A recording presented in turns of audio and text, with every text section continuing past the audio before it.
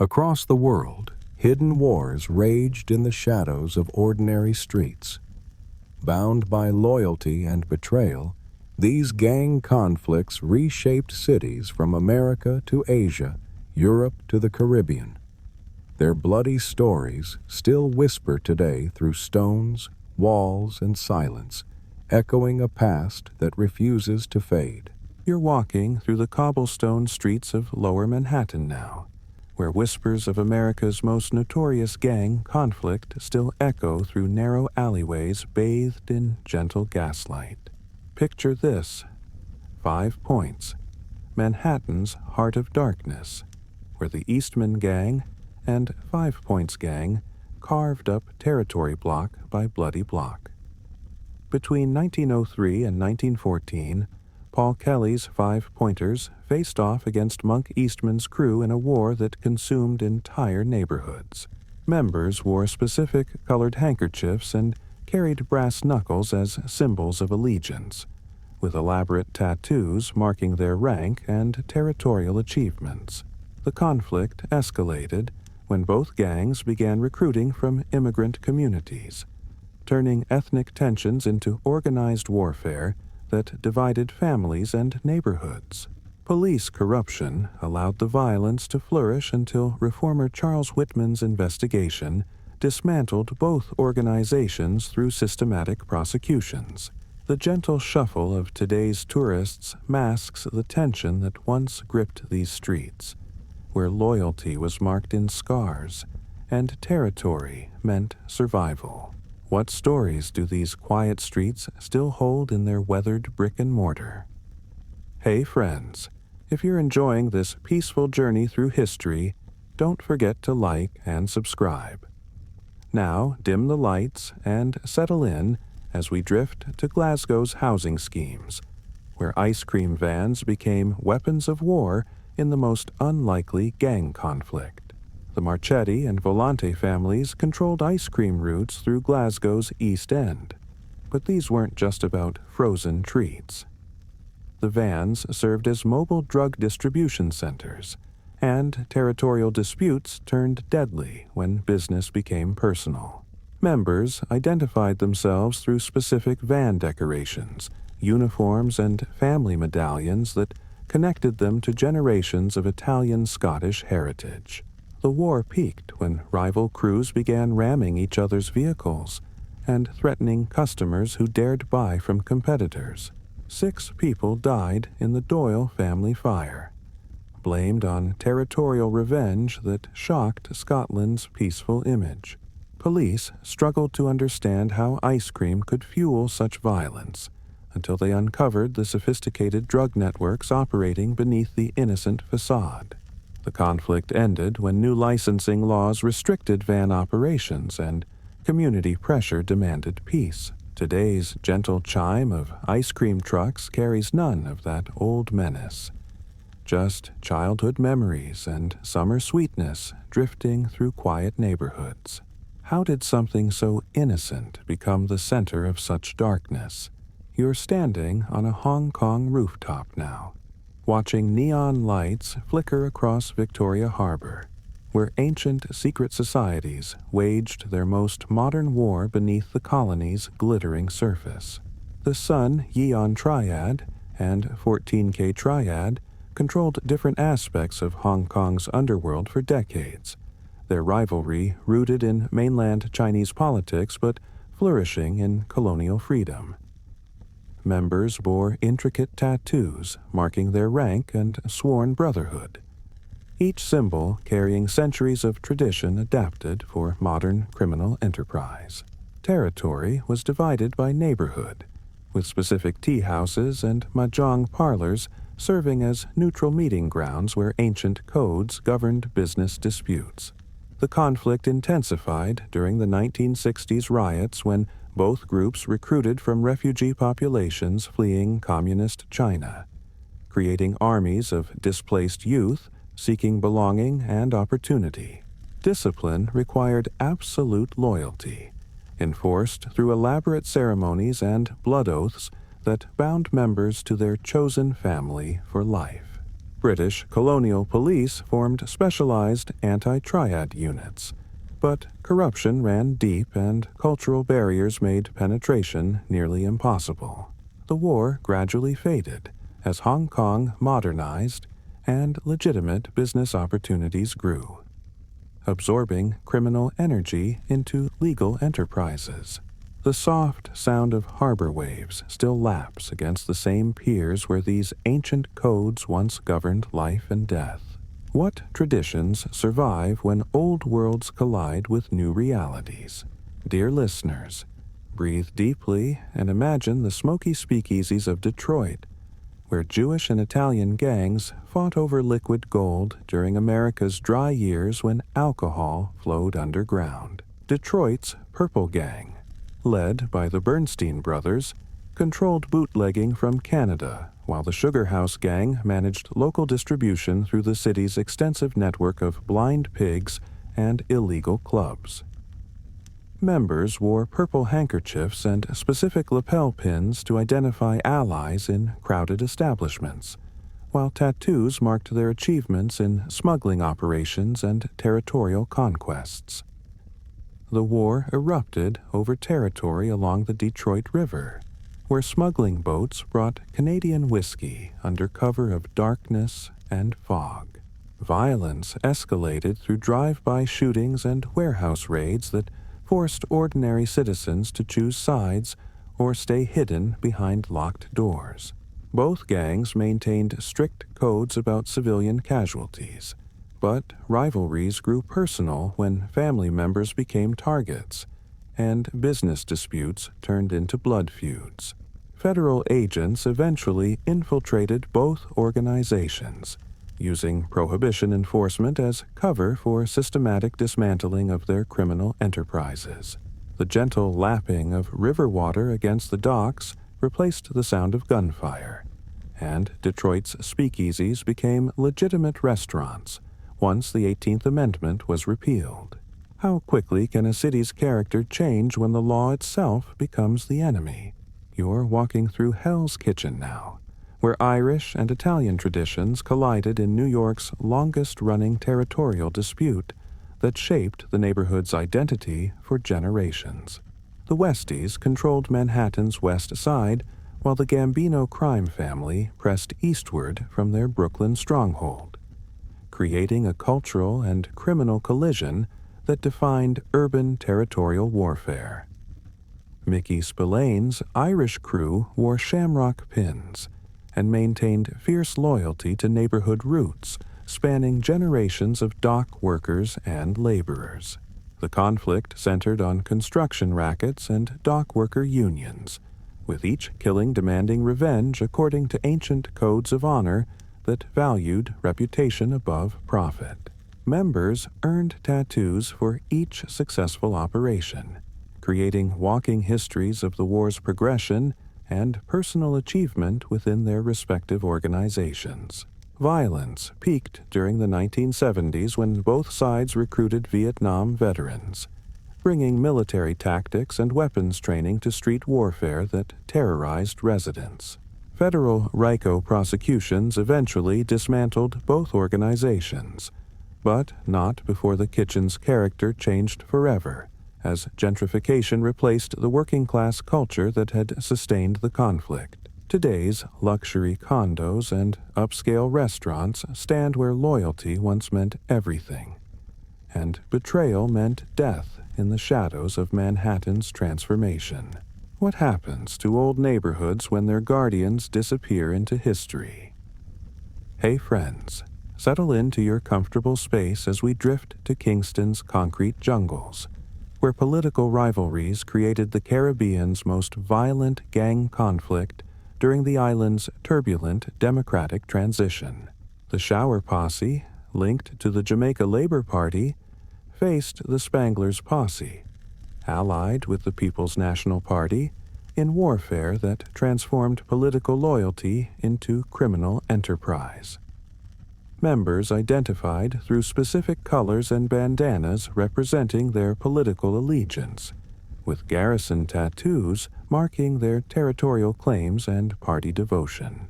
The war consumed entire neighborhoods, with Tivoli Gardens and Matthews Lane becoming armed camps where political ideology merged with criminal opportunity and survival necessity. Conflicts escalated during election seasons, when both gangs served as unofficial security for political rallies while maintaining their drug trafficking operations. Discipline required absolute loyalty to both gang and party, enforced through community courts and public punishments that demonstrated the cost of betrayal to residents. International drug trafficking provided weapons and funding, transforming local politics into global criminal enterprise that reached from Kingston's ghettos to American cities. Military intervention finally separated the warring communities, but political tribalism remained embedded in the island's social fabric. The rhythmic sound of reggae music still flows through these streets, carrying both celebration and sorrow in its ancient rhythms of resistance and hope. How do political dreams become criminal nightmares in paradise? You're sitting in a quiet Tokyo tea house now, where the gentle sound of water fountains masks the memory of Japan's most disciplined gang war that tested ancient codes against modern pressures. The Yamaguchi-gumi and Ichiwakai clans fought for control over Japan's organized crime hierarchy in a conflict known as the Yama-Ichi War that brought samurai traditions into the modern criminal underworld. Members bore elaborate tattoos covering their entire bodies, each design representing years of devotion and specific achievements within their chosen family's criminal enterprises. The war followed ancient codes of Bushido adapted for criminal purposes, with formal declarations and ritualized combat replacing random violence and maintaining honor even in illegal activities. Territory was divided by prefecture, with specific businesses owing allegiance to particular families according to geographic and cultural boundaries established over generations. Discipline required ritual finger-cutting for failures, maintaining honor even in defeat while demonstrating absolute commitment to the organization's collective reputation. Police response focused on preventing civilian casualties rather than stopping the conflict entirely, recognizing the yakuza's role in maintaining social order through their own form of justice. The war ended through negotiated peace, with both sides maintaining face through carefully structured truces that preserved honor while ending bloodshed. Cherry blossoms still bloom over the same parks where these codes of honor once governed life and death with ceremonial precision. What happens when ancient traditions meet modern criminal enterprise in a changing world? Dear listeners, close your eyes and imagine the palm-lined streets of South Central LA, where two names became synonymous with America's gang problem and urban decay across multiple generations. The Crips, founded by Stanley Williams and Raymond Washington, faced off against the Bloods Alliance throughout Los Angeles's African-American neighborhoods in warfare that defined modern American gang culture. Blue and red colors became symbols of allegiance that transcended neighborhood boundaries, with specific bandana styles marking different sets and their territorial claims across the sprawling metropolis. The conflict originated in high school rivalries, but escalated through crack cocaine distribution during the 1980s, when drug money transformed teenage disputes into criminal enterprises. Members earned tattoos and nicknames through acts of loyalty and territorial defense, creating identities that replaced family names with street reputations and gang affiliations. Violence peaked during the crack epidemic when both sides recruited children as young as 12, creating armies of abandoned youth seeking family and protection in criminal organizations. Community intervention programs and federal prosecutions gradually reduced the warfare's intensity, though the cultural impact persisted across generations of affected families. The gentle rustle of palm fronds in the California breeze carries memories of lives lost and communities divided by colors that once meant everything to forgotten children seeking belonging. How do childhood friendships become lifelong enmities over invisible lines drawn in concrete and pain? You're standing in a Calabrian olive grove now, where ancient traditions and modern ambitions created Italy's most secretive gang conflict between two of the world's most powerful criminal organizations. The 'Ndrangheta of Calabria challenged the Sicilian Cosa Nostra's dominance over European drug trafficking routes in warfare that tested centuries of criminal tradition against global opportunities. Members swore blood oaths to family-based cells called Ndrine, with loyalty enforced through generations of intermarriage and tradition that made betrayal nearly impossible. The war centered on cocaine importation from South America, with each organization maintaining different cultural codes and operational methods rooted in their distinct regional histories and family structures. Conflicts escalated through kidnappings and public assassinations that shocked Italy's civilized facade while demonstrating the reach of organizations that operated like shadow states. Both groups maintained strict omertà, the code of silence that made police investigations nearly impossible while protecting the cultural foundation of their criminal enterprises. State response included military occupation of entire regions and anti-mafia legislation targeting their economic foundations through asset forfeiture and financial surveillance. The soft, Mediterranean breeze still carries the scent of wild herbs across the same hills, where these ancient codes once governed everything from business disputes to marriage arrangements with absolute authority. What shadows do family traditions cast when they turn toward darkness and global criminal enterprise? Hey friends, if you're enjoying these peaceful journeys through history's conflicts, don't forget to subscribe for more gentle explorations. Now, settle in as we drift to Scandinavia's forests, where motorcycle clubs brought American gang culture to Europe's doorstep. The Hells Angels and Bandidos motorcycle clubs fought for control over Scandinavia's drug trade in a conflict that shattered Nordic tranquility and challenged the region's peaceful self-image with imported American criminal culture. Members wore distinctive patches and colors representing chapter allegiance, with specific insignia marking rank and achievements earned through loyalty and criminal enterprise within their chosen brotherhood. The war escalated from bar fights to military-style attacks using stolen army weapons and explosives that horrified Scandinavian society unprepared for such organized violence in their peaceful communities. Territory was divided by country, with Denmark becoming the primary battleground between Swedish and Norwegian chapters competing for dominance over lucrative drug trafficking routes. Discipline required absolute loyalty to the club's hierarchy, enforced through brutal initiation rituals and blood brotherhood that replaced family ties with criminal obligations. Police response included specialized anti-biker units and legislation banning club colors in public spaces while targeting the organization's financial foundations.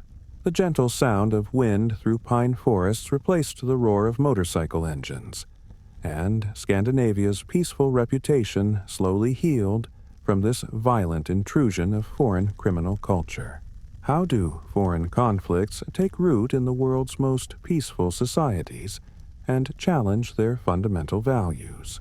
You're standing on a snowy Chicago street corner now, where the gentle sound of falling snow once muffled the most infamous gang war in American history.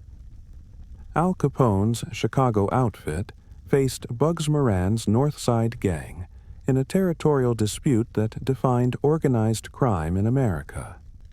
Members wore specific lapel pins and carried personalized weapons as symbols of their allegiance. The conflict centered on bootlegging routes from Canada with each gang controlling different neighborhoods and speakeasies. Violence escalated through carefully planned ambushes and public executions that terrorized ordinary citizens. Both organizations maintained strict codes about family protection, but business rivalries grew increasingly personal. The St. Valentine's Day Massacre shocked the nation and brought federal attention that eventually dismantled both groups. Today's quiet Michigan Avenue carries no trace of those winter nights when loyalty meant everything, and territory was measured in blood.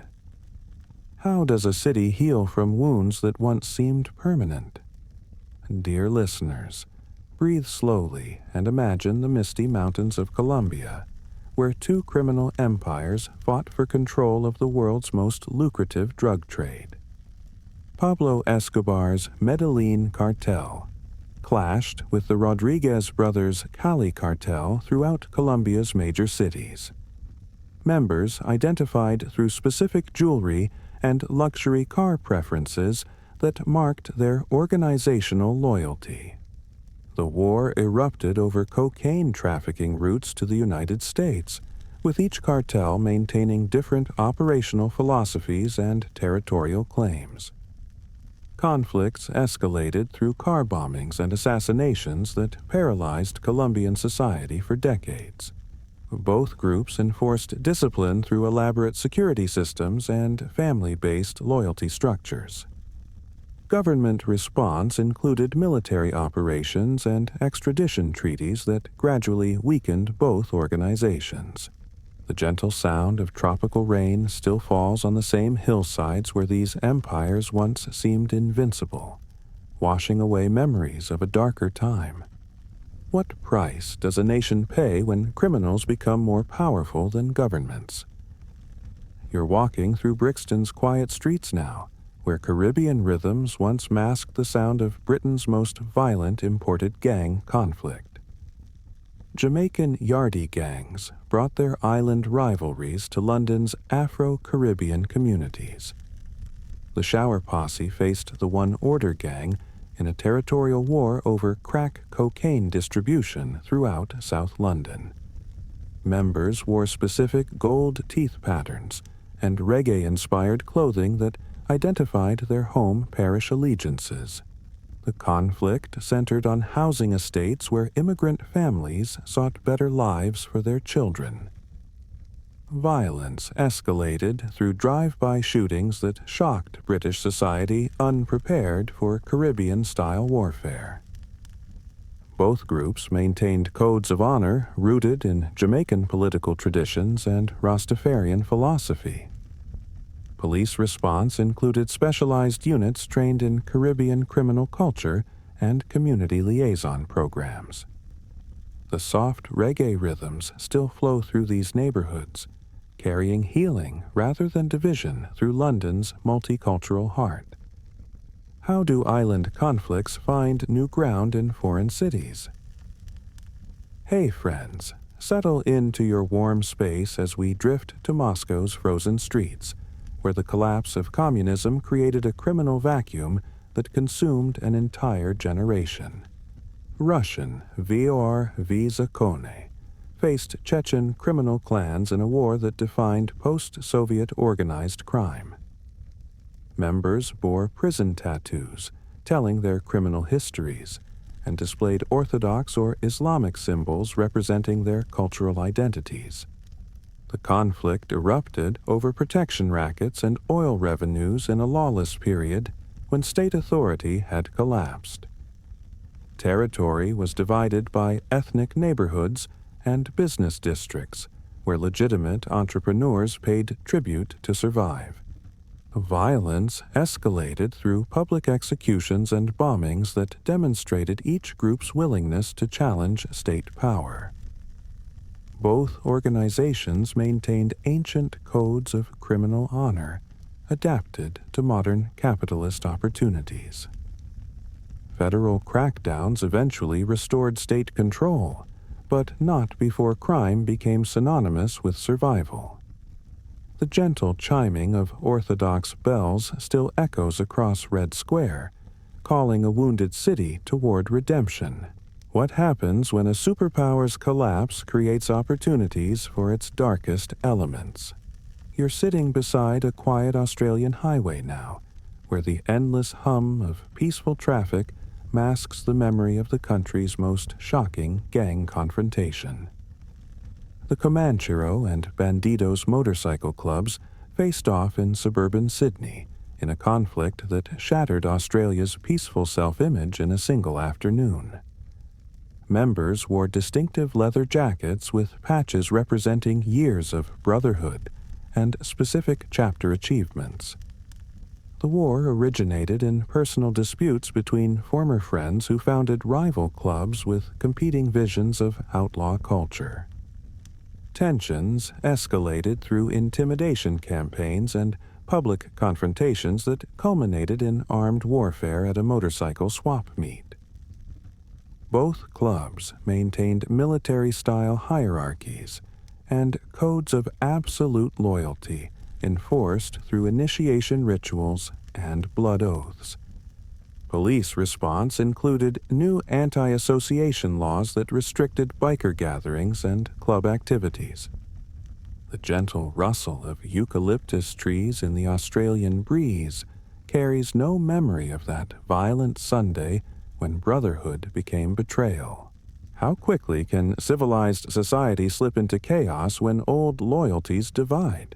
Dear listeners, close your eyes and imagine the rhythmic sounds of Rio's favelas, where prison gangs created criminal empires that rule from behind bars. São Paulo's Primeiro Comando da Capital challenged Rio's Comando Vermelho for control over Brazil's drug trafficking networks. Members displayed specific tattoos and religious symbols that marked their allegiance to different criminal philosophies and territorial claims. The conflict originated in overcrowded prisons where inmates organized for protection and eventually extended their influence throughout Brazilian cities. Territory was divided by favela boundaries, where residents chose sides or faced consequences from whichever group controlled their neighborhood. Violence escalated through coordinated prison riots and street warfare that overwhelmed Brazil's security forces for decades. Both organizations maintained codes based on mutual aid and resistance to state authority, creating parallel justice systems within marginalized communities. The gentle samba rhythms still flow through Rio's streets, carrying both celebration and sorrow through a city divided by invisible borders. How do prison walls become launching pads for criminal empires? You're walking along Boston's waterfront now, where the gentle lapping of harbor waves once accompanied the most ethnically charged gang conflict in New England history. South Boston's Irish Westies faced Italian-American crews for control over the city's waterfront rackets and construction unions. Members wore Celtic symbols and Catholic medallions that represented generations of neighborhood identity and family tradition. The conflict erupted over territory that had been Irish for decades, but attracted Italian expansion during urban renewal projects. Violence escalated through carefully planned ambushes and public displays of power that divided working-class communities along ethnic lines. Both groups maintained codes of neighborhood loyalty and family honor that made compromise impossible when territory was threatened. FBI infiltration eventually dismantled both organizations through informants and federal racketeering prosecutions. Today's gentrified Southie carries little trace of those days when being Irish or Italian determined which streets were safe to walk. What happens when the American dream divides rather than unites immigrant communities? Hey friends, breathe deeply and imagine the neon-lit streets of Taipei, where ancient Chinese secret societies adapted to modern democratic politics in unexpected ways. Taiwan's United Bamboo Gang clashed with the Four Seas Gang during the island's transition to democracy.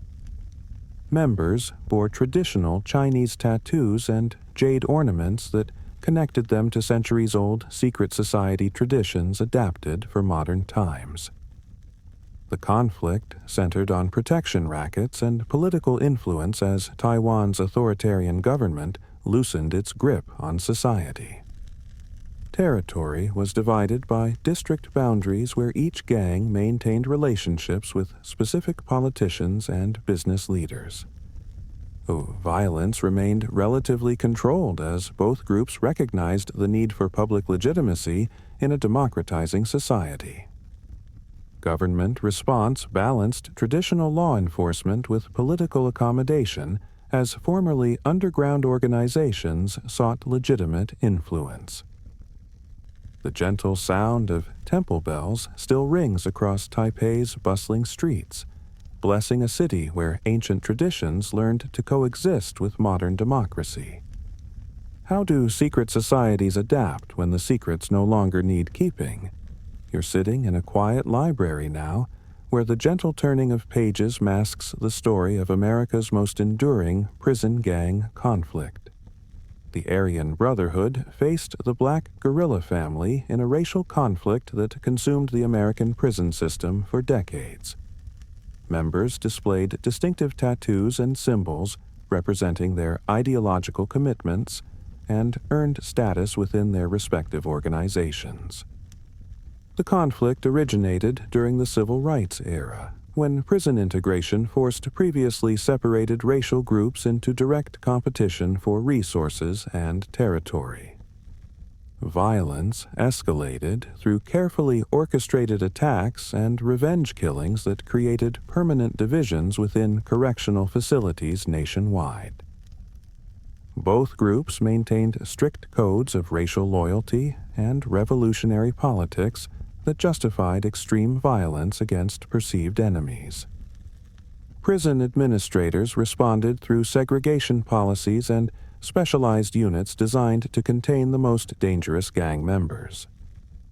The quiet hum of prison ventilation systems still carries the tension of divisions that transformed rehabilitation into survival. How do society's divisions become magnified within walls designed for justice? Dear listeners, as we complete our second journey through history's conflicts, settle in as we visit Toronto's multicultural neighborhoods, where island rivalries found new ground in Canada's most diverse city. Hey friends, if you love this series, don't forget to subscribe for more peaceful explorations of history's forgotten conflicts. Jamaican posses brought their political gang warfare to Toronto's Jane and Finch corridor during massive Caribbean immigration. The Shower Posse and Spanglers maintained their Kingston allegiances while adapting to Canadian urban landscapes and legal systems.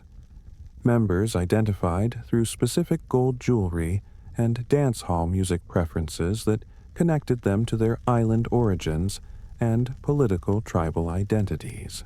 The conflict centered on crack cocaine distribution within Jamaican Canadian communities, where families sought refuge from island violence, only to find it had followed them north. Territory was divided by housing projects, where residents navigated between Canadian multiculturalism and imported Caribbean conflicts. Police response included cultural liaison officers and community programs designed to break cycles of imported violence. The gentle sound of steel drums still echoes through Toronto's Caribbean festivals, celebrating culture while healing from conflicts that belonged to another place and time. How do we escape the conflicts that travel with us across oceans and borders? You're walking through the misty streets of old San Francisco now, where the gentle sound of cable cars once masked the longest-running gang conflict in American history. Chinese tongs like the Hip Sing and On Liang battled for control over Chinatown's gambling, opium, and labor contracts for over 70 years. Members identified through specific jade ornaments and traditional calligraphy tattoos that marked their family associations and sworn loyalties. The conflicts originated from regional Chinese rivalries transplanted to American soil, where isolated immigrant communities created parallel societies with their own laws and justice systems. Territory was divided by narrow alleyways and basement establishments where traditional Chinese customs governed daily life. Violence remained largely contained within Chinatown's boundaries, as both sides maintained codes of honor that protected innocent civilians.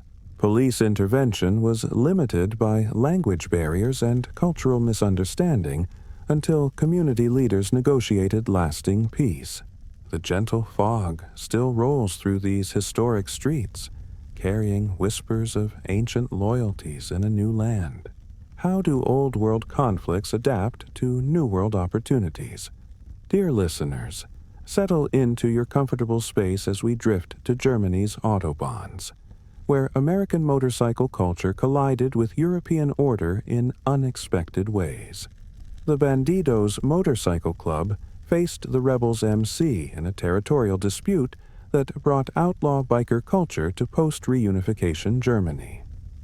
Members wore distinctive leather cuts with patches representing chapters across different German states and neighboring countries.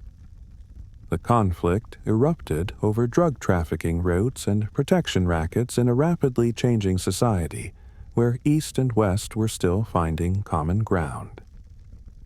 Violence escalated through coordinated attacks on clubhouses and public confrontations that shocked German authorities unprepared for organized biker warfare.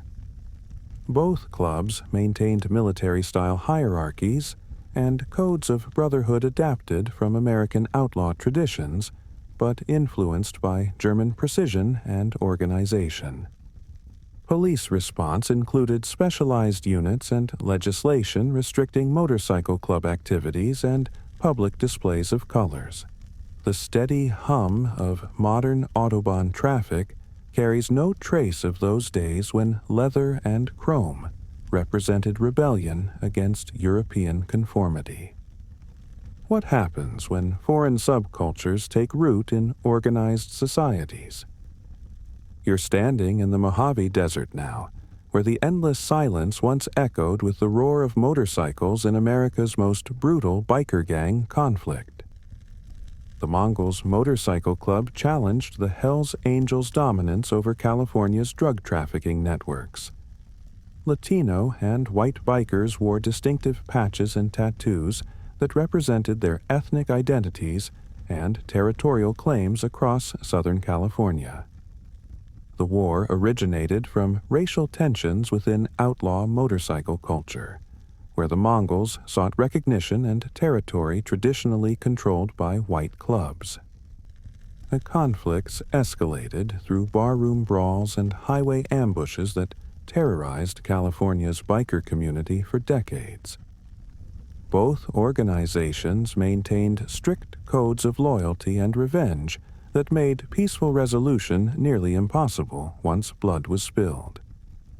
Federal investigations eventually infiltrated both clubs through undercover agents and informants who documented their criminal activities. The desert wind still whispers across the same highways where brotherhood became betrayal and loyalty was measured in scars and silence. How do subcultures divide along the same lines that split broader society? Hey friends, breathe slowly and imagine the sound of waves crashing against Australian cliffs, where surfing culture created its own tribal conflicts in paradise. The Bra Boys surfing gang defended Maroubra Beach against rival surfers from neighboring Sydney beaches. Members displayed distinctive tattoos featuring Southern Cross constellations and local landmarks that marked their connection to specific beach territories. The conflict originated from surfing localism, where established groups protected their breaks from outsiders seeking to share the waves. Violence escalated through beach confrontations and intimidation campaigns that divided Sydney's coastal communities along invisible tribal boundaries. Both sides maintained codes of respect for the ocean and protection of their local beaches that justified aggressive territorial behavior. Police struggled to understand conflicts that seemed to center on recreational activities rather than traditional criminal enterprises. The gentle sound of surf still breaks against these same shores, where community healing replaced territorial division and surfing returned to its peaceful roots. How do recreational activities become sources of serious tribal conflict? You're riding through the English countryside now, where the gentle bleating of sheep once mixed with the thunder of motorcycles in Britain's original outlaw biker war. The Satan's Slaves Motorcycle Club faced the Road Rats MC in a conflict that introduced American biker culture to conservative British society. Members wore leather jackets with hand-painted artwork and military insignia that represented their rejection of traditional British class structures. The war erupted over territory and respect in a culture where motorcycle clubs served as alternatives to conventional social organizations. Violence remained relatively controlled compared to American standards, as British bikers adapted outlaw culture to local customs and legal constraints. Both clubs maintained brotherhood codes based on military service and working-class solidarity that emphasized loyalty over criminal activity. Government response focused on public order rather than organized crime, treating the conflict as youth rebellion rather than serious criminal enterprise. The peaceful English countryside still echoes with memories of rebellion, where leather and motorcycles represented freedom from traditional expectations. How does rebellion adapt to different cultural contexts and expectations? Dear listeners, close your eyes and imagine the rain-soaked streets of Vancouver, where Canada's multiculturalism created unexpected criminal alliances and conflicts. The United Nations gang faced the Brothers Keepers in a war that reflected Vancouver's diverse immigrant communities. Members came from various ethnic backgrounds, including Iranian, Vietnamese, and indigenous communities, united by neighborhood loyalty rather than traditional ethnic lines. The conflict centered on drug trafficking routes between Vancouver and international markets, taking advantage of the city's position as a Pacific gateway. Violence escalated through targeted shootings and public confrontations that shocked Canadian society, unprepared for American-style gang warfare. Both organizations maintained flexible structures that adapted traditional gang codes to multicultural Canadian contexts and legal systems. Police response included integrated enforcement teams and community outreach programs designed to address the root causes of gang recruitment. The gentle Pacific rain still falls on these diverse neighborhoods, washing away the divisions that once seemed permanent in Canada's most tolerant city. How do criminal organizations reflect and distort the societies they emerge from? You're walking through South London's quiet estates now, where the gentle hum of urban life masks the memory of Britain's most geographically specific gang conflict. The Peckham boys faced the Ghetto Boys in territorial disputes divided by London postal codes and housing estate boundaries. Members identified through specific slang, clothing styles, and mobile phone ringtones that marked their loyalty to particular neighborhoods and schools. The conflict originated from urban deprivation and social exclusion in areas where traditional British institutions had lost influence over young people. Violence escalated through knife attacks and group confrontations that divided communities along invisible boundaries, based on postcodes and school catchment areas. Both groups maintained codes based on neighborhood pride and family protection that justified aggressive territorial behavior against perceived outsiders. Government response included youth programs and estate regeneration projects designed to address underlying social problems. The multicultural rhythms of modern London still flow through these same streets, where community investment replaced territorial division. How do invisible boundaries become sources of very real conflict? Hey friends, settle in as we visit Philadelphia's industrial neighborhoods, where the Liberty Bells Freedom Song once competed with motorcycle engines in America's forgotten biker war. The Outlaws Motorcycle Club challenged the Pagans' MC for control over Philadelphia's blue-collar neighborhoods and drug distribution networks. Members wore distinctive colors and patches that represented decades of brotherhood forged in Pennsylvania's declining industrial landscape. The conflict erupted over territory and respect in communities where traditional employment had disappeared, and motorcycle clubs offered alternative forms of masculine identity. Violence escalated through targeted attacks on clubhouses and members that terrorized Philadelphia's working-class neighborhoods throughout the 1980s. Both organizations maintained codes of loyalty and revenge, rooted in military service and factory work that emphasized honor over profit. Federal investigations eventually dismantled much of their criminal activity through RICO prosecutions and infiltration operations. The quiet industrial neighborhoods still carry echoes of that brotherhood, where loyalty meant everything, and territory was defended with absolute determination. What happens to masculine identity when traditional sources of meaning disappear? You're standing in modern Chinatown now, where the aroma of dim sum and gentle conversation mask the story of America's last traditional Chinese gang conflict.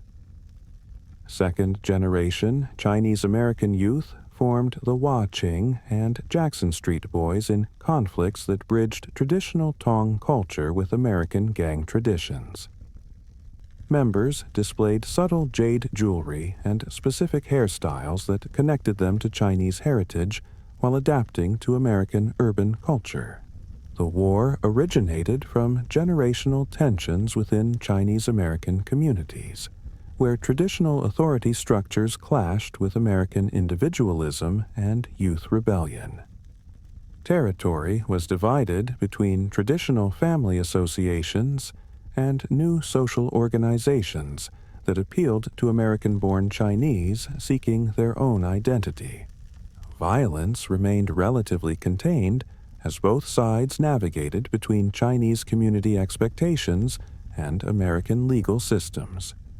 Police intervention benefited from community cooperation and cultural understanding that had developed over generations of Chinese-American settlement.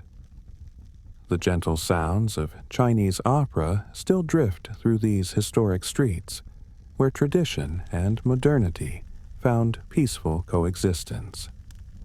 How do second generations bridge the gaps between their parents' world and their own? Dear listeners, breathe deeply as we visit Miami's palm-lined streets, where Caribbean cultures transplanted their island conflicts to America's tropical gateway.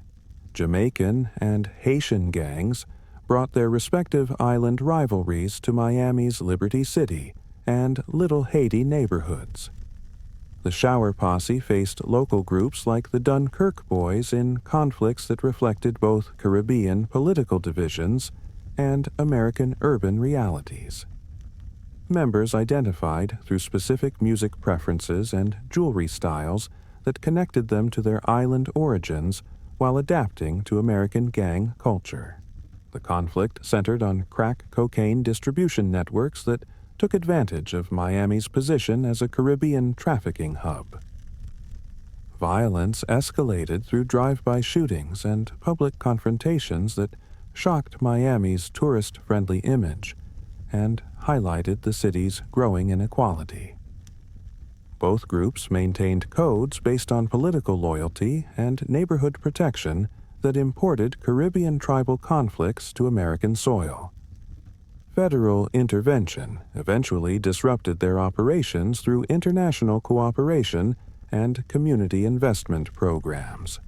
The gentle trade winds still blow through Miami's diverse neighborhoods, carrying healing rather than division through America's most Caribbean city. How do island dreams become mainland nightmares in the search for better lives? You're standing on a quiet Chicago street corner now, where the gentle whistle of winter wind carries memories of America's longest-running urban gang war. The Black Disciples faced the Vice Lords in a territorial dispute that consumed Chicago's South Side for generations. Members wore specific colored bandanas and displayed elaborate hand tattoos that marked their neighborhood allegiances and family connections. The conflict originated during the Great Migration when rural Southern families sought better lives in northern cities, but found themselves trapped in segregated housing projects. Territory was divided by street boundaries and housing complexes, where children learned loyalty before they learned to read. Violence escalated through cycles of revenge that spanned decades, creating generational feuds that outlasted their original causes. Both organizations maintained strict codes of neighborhood protection and family honor that justified extreme measures against perceived enemies. The gentle hum of city life still flows through these same streets, where community healing slowly replaces inherited hatred. How do conflicts outlive the people who started them? Dear listeners, settle into your comfortable space as we drift to the sun-soaked Mediterranean coast, where lavender fields masked France's most enduring criminal conflict. Traditional Corsican crime families faced newer Marseille syndicates for control over heroin trafficking through France's busiest port.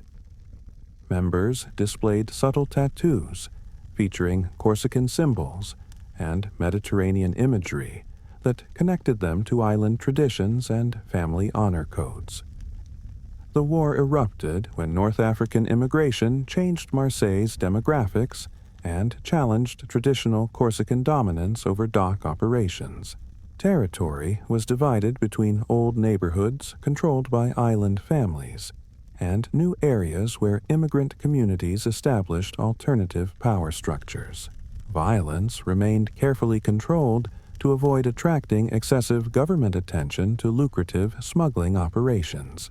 Police response focused on port security rather than family disputes, treating the conflict as business competition rather than organized warfare.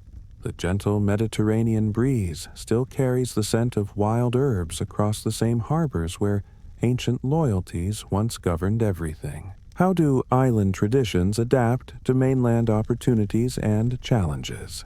You're walking through old Montreal now, where the gentle sound of church bells once competed with motorcycle engines in Canada's most violent biker conflict. The Hells Angels faced the Rock Machine and their Bandidos allies in a war that brought American outlaw culture to French Canada. Members wore distinctive leather cuts with patches representing Quebec independence and motorcycle brotherhood, creating unique symbols of rebellion against both Canadian and American authority. The conflict centered on drug trafficking routes and the cultural identity of Quebec biker culture within broader North American outlaw traditions. Violence escalated through bombings and public assassinations that shocked Canadian society unprepared for such organized warfare on their peaceful streets. Both sides maintained military-style discipline and codes of loyalty that emphasized French-Canadian identity alongside traditional biker values. Government response included anti-gang legislation and military assistance that eventually ended the conflict through mass arrests. Today's peaceful cobblestone streets carry no trace of those days when leather and chrome represented cultural sovereignty. How do criminal organizations become vehicles for cultural and political identity? Hey friends, breathe slowly and imagine the palm trees swaying in the California breeze, where childhood friendships became lifelong enmities over colors and neighborhood pride. The Bloods Alliance fractured when the Piru Street family rejected the larger organization's authority and declared independence. Members wore specific shades of red and developed unique hand signs that distinguished their particular sets from the broader Bloods Confederation. The conflict originated from disputes over drug territory and organizational control within African American neighborhoods devastated by economic decline and social abandonment. Territory was divided by invisible boundaries that children learned through painful experience, creating geographic divisions that persist across generations. Violence escalated through drive-by shootings and public confrontations that terrorized communities already struggling with poverty and institutional neglect. Both groups maintained codes of neighborhood loyalty and family protection that made peaceful resolution nearly impossible once blood was shed. The gentle Pacific breeze still flows through these same neighborhoods, where healing slowly replaces the pain of senseless division. How do alliances become the sources of their own destruction? You're standing in a Manchester housing estate now, where the gentle sound of rain on concrete tells the story of Britain's forgotten gang conflict in the post-industrial North. Working-class gangs from Cheetham Hill faced rivals from Doddington in territorial disputes that reflected Manchester's economic decline and social fragmentation. Members wore specific designer clothing brands and gold jewelry that marked their success in drug trafficking and local dominance. The conflict originated from competition over crack cocaine markets in communities where traditional employment had disappeared with factory closures. Territory was divided by council estate boundaries and football supporter loyalties that created tribal identities based on neighborhood pride rather than ethnic divisions. Violence escalated through shootings and public confrontations that brought American-style gang warfare to English streets unprepared for such organized conflict. Police response included specialized units and community programs designed to address underlying social problems rather than symptoms. The steady Manchester rain still falls on these same estates, washing away memories of division while communities slowly rebuild. What happens to working-class identity when work itself disappears? Dear listeners, close your eyes and imagine the Mediterranean sun warming ancient olive groves, where Sicily's criminal traditions turned against themselves in fratricidal warfare. Traditional Cosa Nostra families faced the emerging Stida organization in a conflict that divided Sicily along generational and territorial lines. Members displayed different tattoo styles and religious symbols that marked their allegiance to competing criminal philosophies and operational methods. The war erupted when younger criminals rejected traditional mafia hierarchy and formed independent groups with more flexible structures. Territory was divided between established families with centuries-old claims and new organizations that challenged ancient codes and territorial boundaries. Violence escalated through spectacular public assassinations that shocked Italy and demonstrated both sides' willingness to break traditional codes of discretion. Government response included military occupation and anti-mafia legislation that eventually weakened both organizations through mass prosecutions. The gentle Mediterranean sun still shines on the same hillsides, where honor codes once governed life and death with absolute authority. How do traditions survive when they become sources of division rather than unity? You're sitting in a Hong Kong tea house now, where the gentle clinking of porcelain masks the memory of ancient secret societies, adapting to modern capitalism. Traditional triads faced newer organizations in conflicts over legitimate business opportunities as Hong Kong prepared for reunification with China. Members bore elaborate tattoos representing centuries of secret society tradition, adapted for modern financial and technological opportunities. The war centered on construction contracts and entertainment industry control, as both groups sought legitimate income sources alongside traditional criminal activities.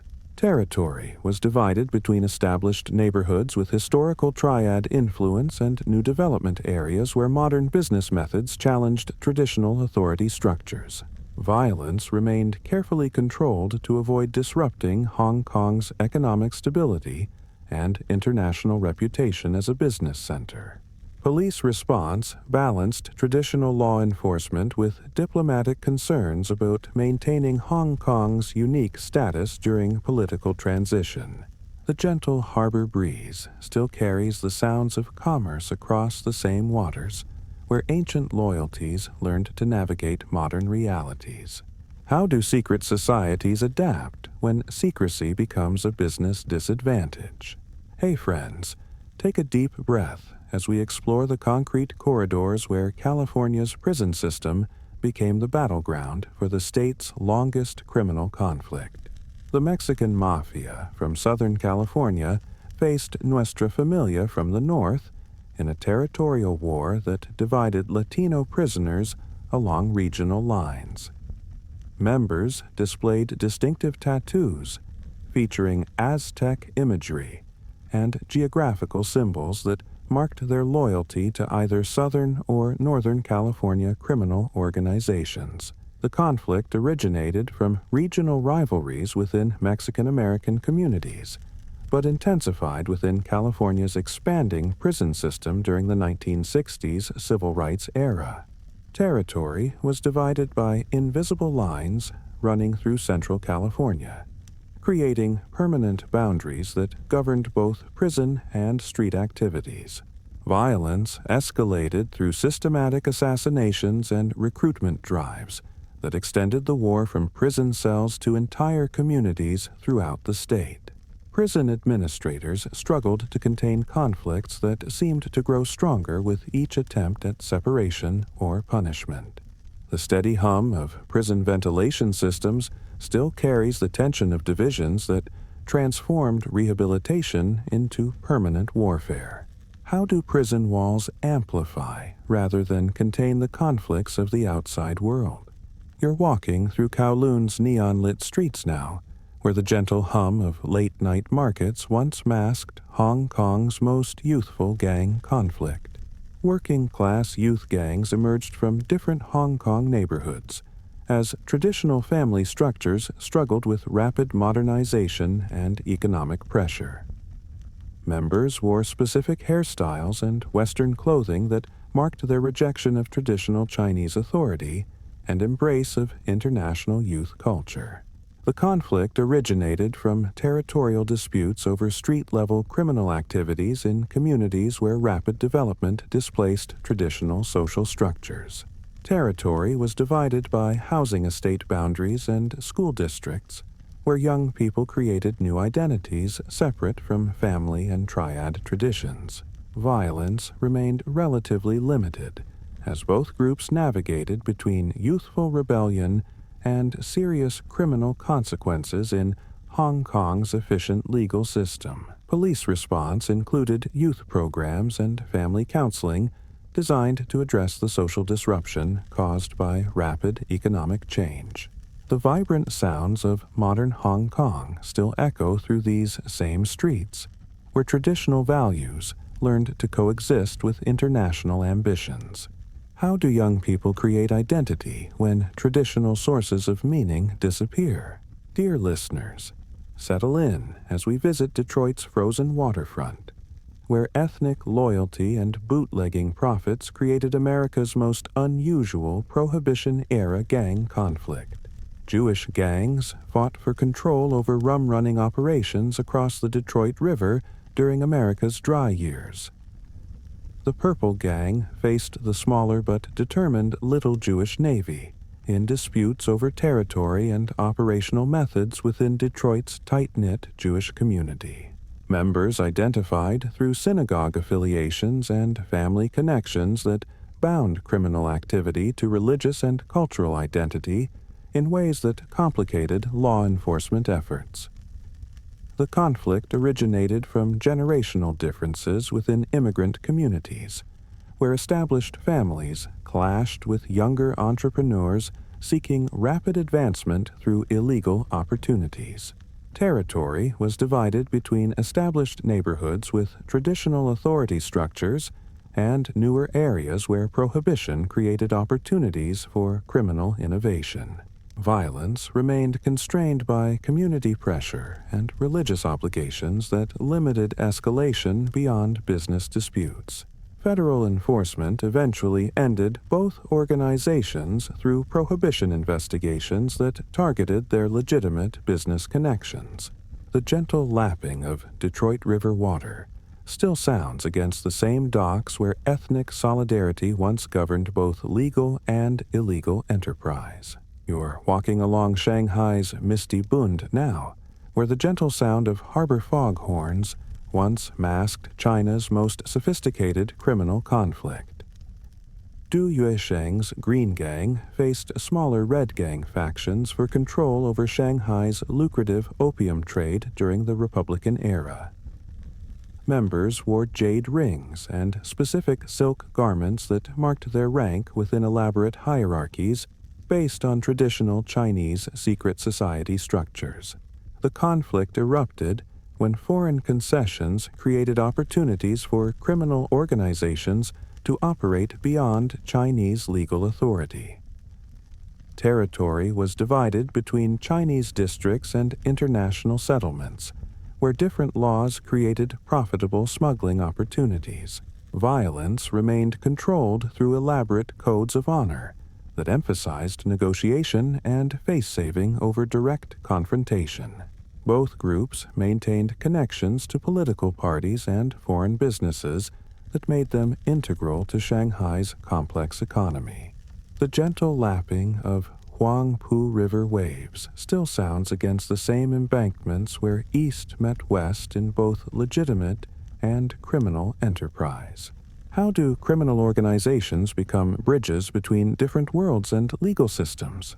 Dear listeners, settle into your warm space as we drift to Belfast's quiet neighborhoods, where the gentle sound of church bells once competed with echoes of Northern Ireland's forgotten gang conflicts. Loyalist paramilitaries spawned criminal gangs that fought for territory beyond political control in Belfast's working-class Protestant areas. Members displayed Ulster flag tattoos and military insignia that connected their criminal activities to broader political loyalties and community defense narratives. The conflict originated when paramilitary ceasefires created power vacuums that criminal elements filled with drug trafficking and protection rackets. Territory was divided along sectarian lines that had governed Belfast for generations, but now served criminal rather than purely political purposes. Violence escalated when drug profits attracted members more interested in personal gain than political ideology. Police struggled to distinguish between political activity and criminal enterprise in communities where both often overlapped. The peaceful sound of Belfast's regenerated streets carries little memory of those days when politics and crime became indistinguishable shadows. How do political conflicts evolve into purely criminal enterprises over time? You're cycling through Copenhagen's peaceful bike lanes now, where the gentle ring of bicycle bells replaced the roar of motorcycles in Scandinavia's most shocking gang conflict. American motorcycle clubs brought their territorial disputes to Denmark's famously peaceful society during the 1990s expansion of international biker culture.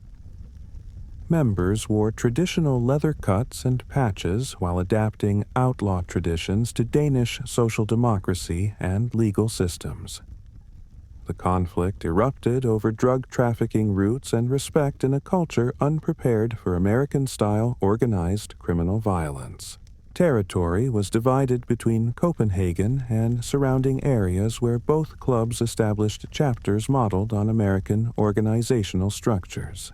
Violence escalated through rocket attacks and bombings that horrified Danish society and prompted emergency legislation restricting motorcycle club activities. Government response included specialized police units and laws specifically targeting organized biker crime that challenged traditional Danish approaches to criminal justice. The gentle Nordic breeze still flows through Copenhagen's orderly streets, where social democracy learned to confront international criminal culture. How do peaceful societies adapt when foreign conflicts arrive at their doorstep? Hey friends, breathe slowly and imagine the cobblestone streets of Old Manhattan, where America's first documented gang war shaped the character of the growing nation. Irish immigrant gangs emerged from 5 points overcrowded tenements to fight for territory and survival in pre-Civil War New York. The 40 Thieves faced the Wyos in conflicts that established patterns of urban gang warfare that would persist for generations. Members wore specific colored neckerchiefs and carried personalized weapons that marked their allegiance to particular neighborhoods and ethnic loyalties. The conflict originated from competition over legitimate work opportunities and political influence in a city where immigrant communities struggled for basic recognition. Territory was divided by street boundaries and ethnic enclaves where different groups sought to establish safe havens in hostile urban environments. Violence followed informal codes that emphasized honor and neighborhood protection over systematic criminal enterprise. Police response was limited by corruption and political connections that made gangs useful for vote gathering and crowd control. The busy hum of modern Manhattan carries no trace of those desperate early days when survival meant choosing sides. How do immigrant communities create order when official systems fail them? You're walking through Westchester County's quiet suburbs now, where the gentle sound of lawnmowers once mixed with echoes of organized crime reaching into America's safest neighborhoods. Young Italian-American men from affluent suburbs formed criminal groups inspired by traditional organized crime families, but adapted to suburban middle-class environments. Members wore expensive designer clothing and drove luxury cars that marked their success in drug trafficking and their connections to established crime families. The conflict erupted over territory and respect in communities where traditional organized crime sought to expand beyond urban boundaries. Violence remained relatively controlled to avoid attracting attention to suburban operations that depended on maintaining legitimate facades. Both groups maintained connections to traditional crime families, while operating with more independence than previous generations. Police response included federal investigations that exposed the extent of organized crime's suburban expansion and intergenerational recruitment. The peaceful suburban silence still blankets these same neighborhoods, where American dreams learned to coexist with ancient criminal traditions. How do criminal traditions adapt to middle-class suburban environments?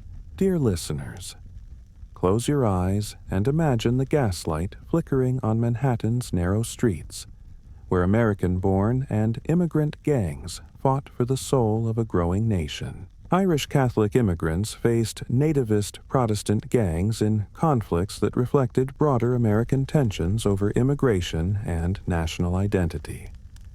The Dead Rabbits carried their namesake symbol, while the Bowery Boys wore distinctive red shirts and stovepipe hats that marked their political and ethnic allegiances. The conflict erupted over voting rights and political representation in a democracy struggling to define citizenship and belonging. Territory was divided between immigrant neighborhoods and established American areas, where different visions of American identity competed for dominance. Violence escalated during election seasons when gangs served as unofficial militias for competing political parties. Both sides maintained codes based on religious and ethnic loyalty that made compromise difficult when core identities were threatened. The gentle hum of modern New York carries faint echoes of those founding struggles over who could claim to be truly American. How do societies define themselves through the conflicts they choose to fight? You're standing in a Chicago park now, where the gentle sound of children playing once mixed with territorial disputes that divided Latino neighborhoods along invisible boundaries. Puerto Rican and Mexican gangs fought for control over Chicago's rapidly growing Hispanic communities during massive demographic changes. Members displayed elaborate crown tattoos and specific color combinations that marked their allegiance to different Latino cultural traditions and neighborhood territories. The conflict originated from competition over drug markets and political representation in communities where different Hispanic groups sought to establish their own power structures. Territory was divided along ethnic and generational lines that reflected broader tensions within Latino communities adapting to American urban life. Violence escalated through systematic recruitment drives and public displays of power that intimidated rival groups and attracted younger members. Police response included specialized Latino officers and community programs designed to address underlying cultural and economic tensions. The vibrant sounds of Latino festivals still celebrate these same neighborhoods, where cultural pride replaced territorial division as the source of community identity. How do different ethnic groups within the same broader culture compete for space and recognition? Hey friends, settle in as we visit Harlem's bustling streets, where the gentle rhythm of jazz once provided the soundtrack for New York's most complex ethnic criminal transition. Jewish and Italian gangs competed for control over East Harlem's numbers rackets and protection schemes as neighborhood demographics shifted during the Great Depression. Members wore specific jewelry and carried traditional cultural symbols that connected their criminal activities to ethnic identity and community protection narratives. The conflict emerged when economic pressure forced different ethnic groups to compete for the same criminal opportunities in overlapping territories. Violence remained relatively controlled by community pressure and religious obligations that limited escalation beyond business disputes. Both groups maintained connections to legitimate businesses and political organizations that made them integral parts of their respective ethnic communities. Law enforcement struggled with language barriers and cultural misunderstanding that complicated investigations into ethnically organized criminal activity. The diverse sounds of modern Harlem still echo through these same streets, where cultural cooperation replaced ethnic competition as communities learned to share space. How do ethnic communities navigate competition while maintaining their distinct identities? You're walking through Boston's narrow colonial streets now, where the gentle sound of harbor bells once accompanied the most insular gang conflict in American criminal history. Irish-American families from different Boston neighborhoods fought for control over loan sharking and truck hijacking operations within the city's tight-knit Irish community. Members displayed Celtic symbols and neighborhood-specific tattoos that marked generations of family loyalty and territorial claims. The conflict originated from personality disputes and family feuds that escalated into systematic criminal warfare over lucrative illegal enterprises. Territory was divided along parish boundaries and family connections that had governed Irish Boston for generations. Violence followed traditional codes of honor and revenge that emphasized family protection and neighborhood loyalty over business considerations. Federal investigations eventually exposed the extent of Irish organized crime's infiltration into legitimate labor unions and political organizations. The gentle tolling of church bells still sounds across Boston Harbor, calling a community toward reconciliation after decades of fratricidal conflict. How do tight-knit communities heal from conflicts that turn families against each other? Dear listeners, breathe deeply as we explore Chicago's changing neighborhoods, where the gentle sound of urban renewal once masked conflicts over racial integration and territorial change. White working-class gangs faced Latino organizations as Chicago's neighborhoods experienced rapid demographic transitions during urban renewal projects. Members wore specific colored bandanas and displayed neighborhood symbols that marked their resistance to racial integration and cultural change. The conflict erupted when housing policies forced different ethnic groups into proximity without adequate resources or community preparation for peaceful coexistence. Territory was divided along racial lines that reflected broader citywide tensions over integration, housing, and economic opportunity.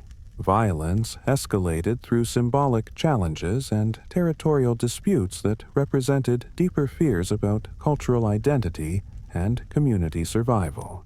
Both sides maintained codes based on ethnic loyalty and neighborhood protection that made peaceful integration difficult when territorial boundaries became racial battlegrounds. Government response included community programs and police reforms designed to address underlying racial tensions rather than symptoms. The diverse rhythms of modern Chicago still flow through these same neighborhoods, where integration eventually replaced segregation as communities learned to share common spaces. You're walking through London's East End now, where the gentle sound of Thames foghorns once masked the most romanticized gang conflict in British criminal history.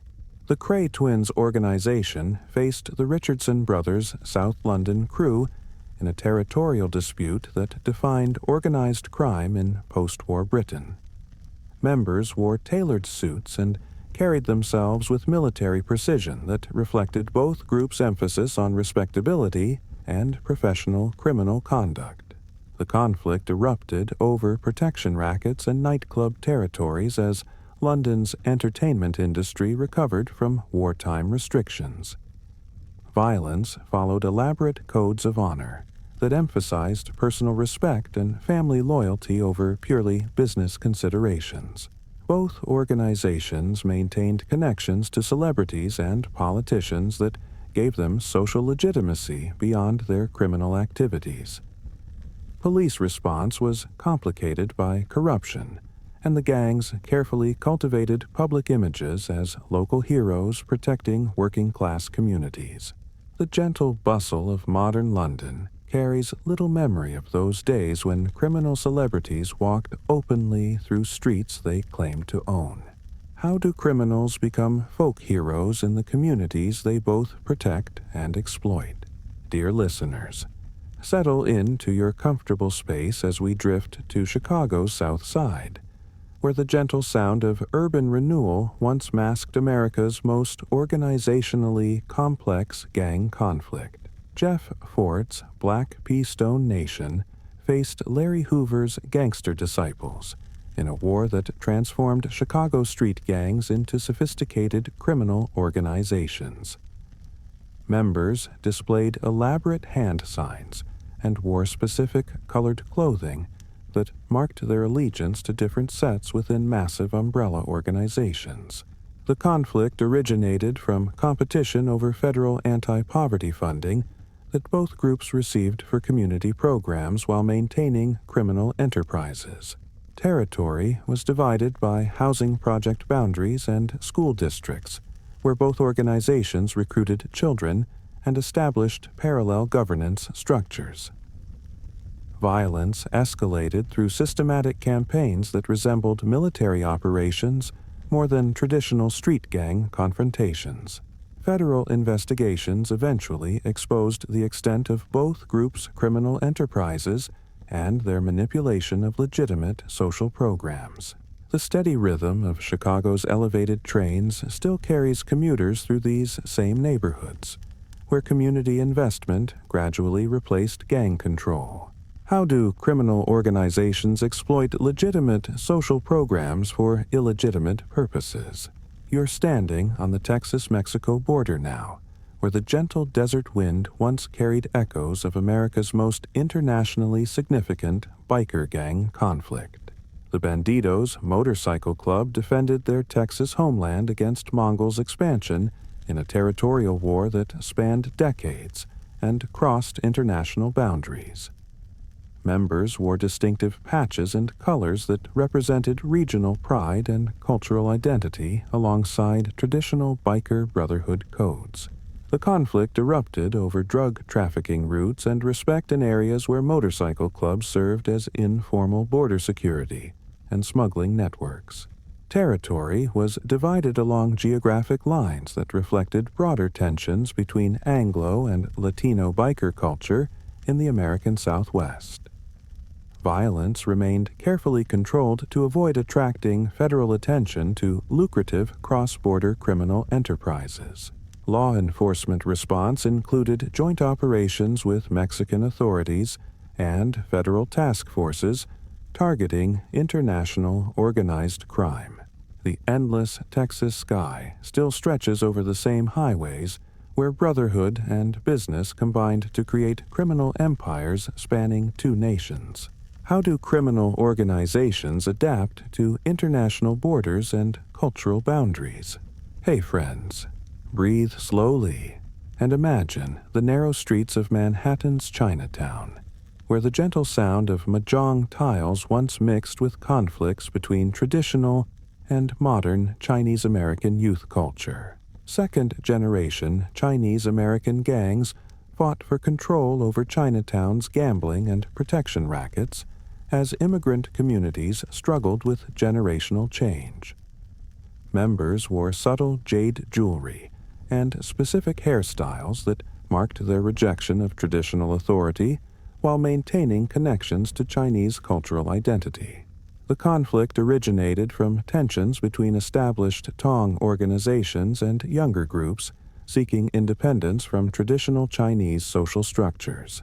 Territory was divided between family association boundaries and newer organizations that appealed to American-born Chinese youth seeking their own identity. Violence remained relatively contained by community pressure and police attention that threatened the economic stability of legitimate Chinatown businesses. Both groups maintained codes based on respect for elders and family honor.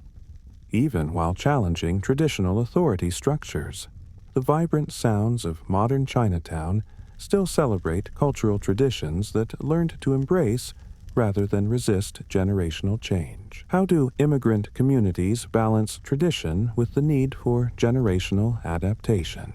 You're walking through Harlem's jazz-filled streets now, where the gentle sound of Prohibition-era music once provided cover for New York's most unpredictable criminal conflict. Vincent Mad Dog Call challenged Dutch Schultz's established bootlegging empire through freelance criminal operations that disrupted organized crime's territorial stability. Members wore expensive clothing and carried personalized weapons that marked their status as independent operators rather than traditional organization men.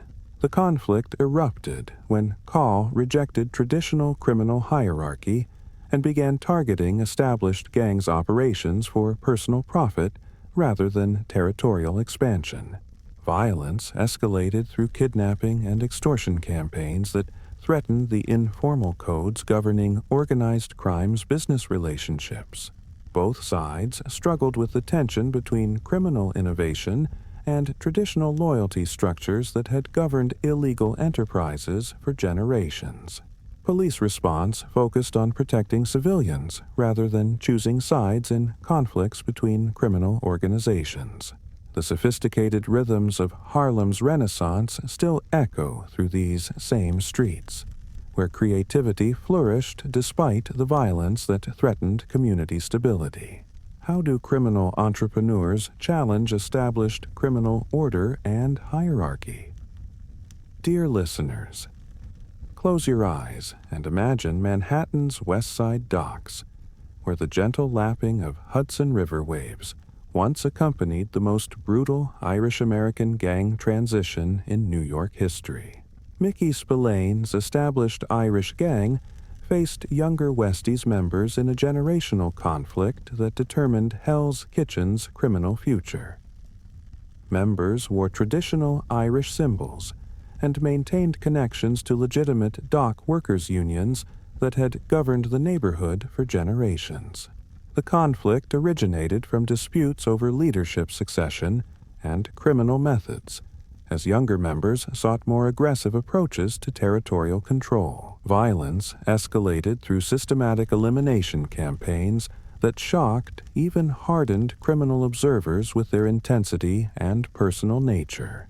Both sides maintained codes based on Irish cultural identity and neighborhood loyalty that made compromise impossible once family honor was threatened. Federal investigators eventually dismantled both organizations through racketeering prosecutions that exposed their infiltration of legitimate labor organizations. The gentrified sounds of modern Hell's Kitchen carry no memory of those days when Irish loyalty meant everything, and betrayal meant death. How do criminal organizations handle generational transitions and leadership succession? You're standing in the Chihuahuan Desert now, where the endless silence once echoed with the most economically significant gang war in North American history. Mexican drug cartels fought for control over smuggling routes into the United States in conflicts that transformed regional criminal organizations into international enterprises. Members displayed religious medallions and specific tattoos that connected their criminal activities to cultural traditions and spiritual protection beliefs. The conflict erupted over territorial boundaries and trafficking routes as both organizations expanded beyond their traditional geographic limitations.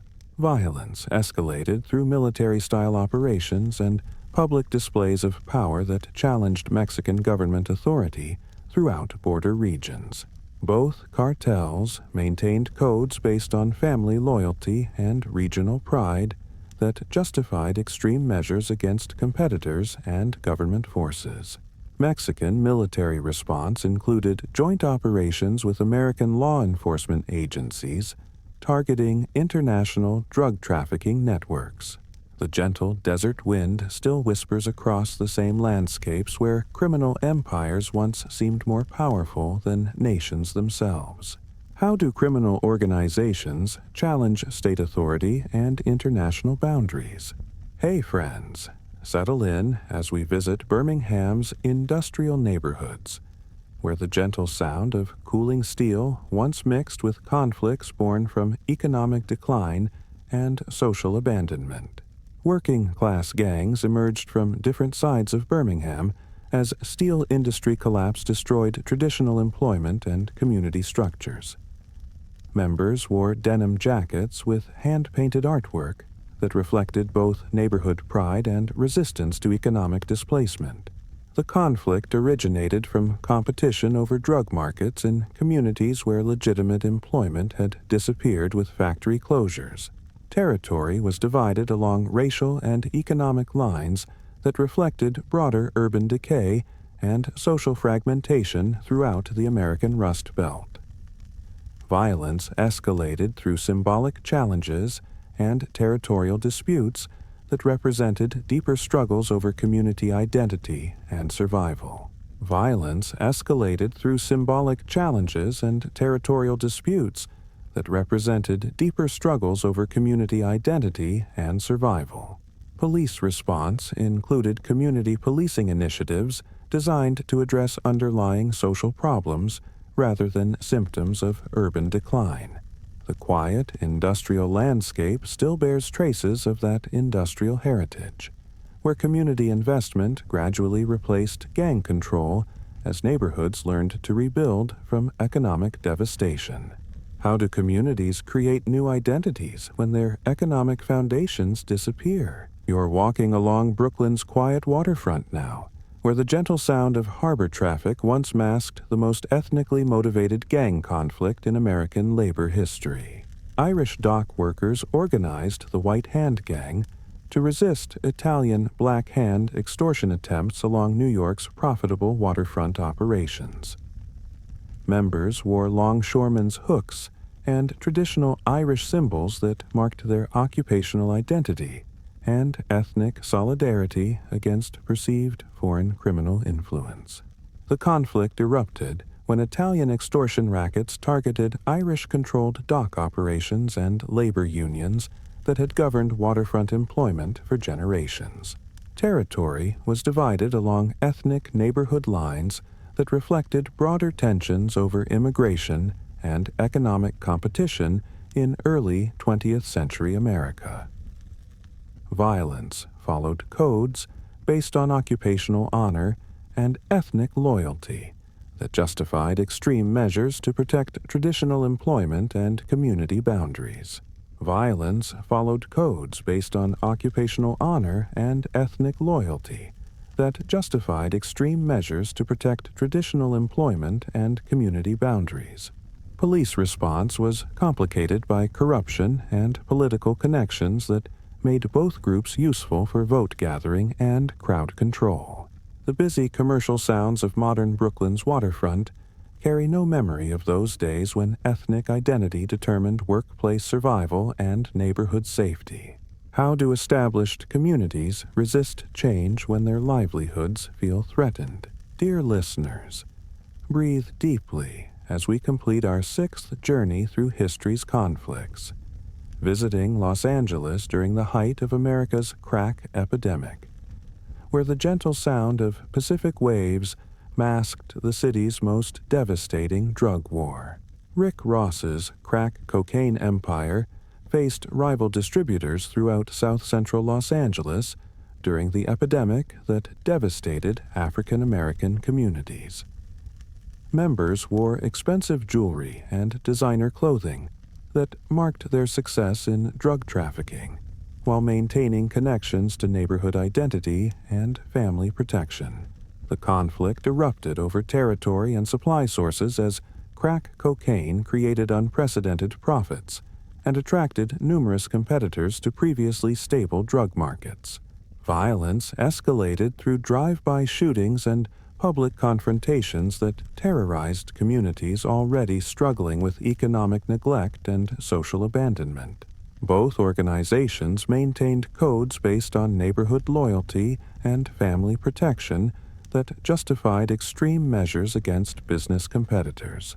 Federal investigations eventually exposed connections between street-level dealers and international drug trafficking networks that supplied the epidemic. The gentle Pacific breeze still flows through these same neighborhoods, where community healing slowly replaced the devastation of addiction and violence. How do communities recover from epidemics that destroy them from within? You're strolling through Washington Square Park now, where the gentle rustle of autumn leaves once masked New York's most bohemian gang conflict in the city's artistic heart. Irish and Italian gangs fought for control over Greenwich Village's docks and entertainment districts during the neighborhood's transformation from working-class enclave to artistic community. Members wore distinctive caps and carried brass knuckles that marked their territorial claims over specific streets and businesses. The conflict erupted when Italian immigration challenged Irish dominance in areas where both groups competed for dock work and protection rackets.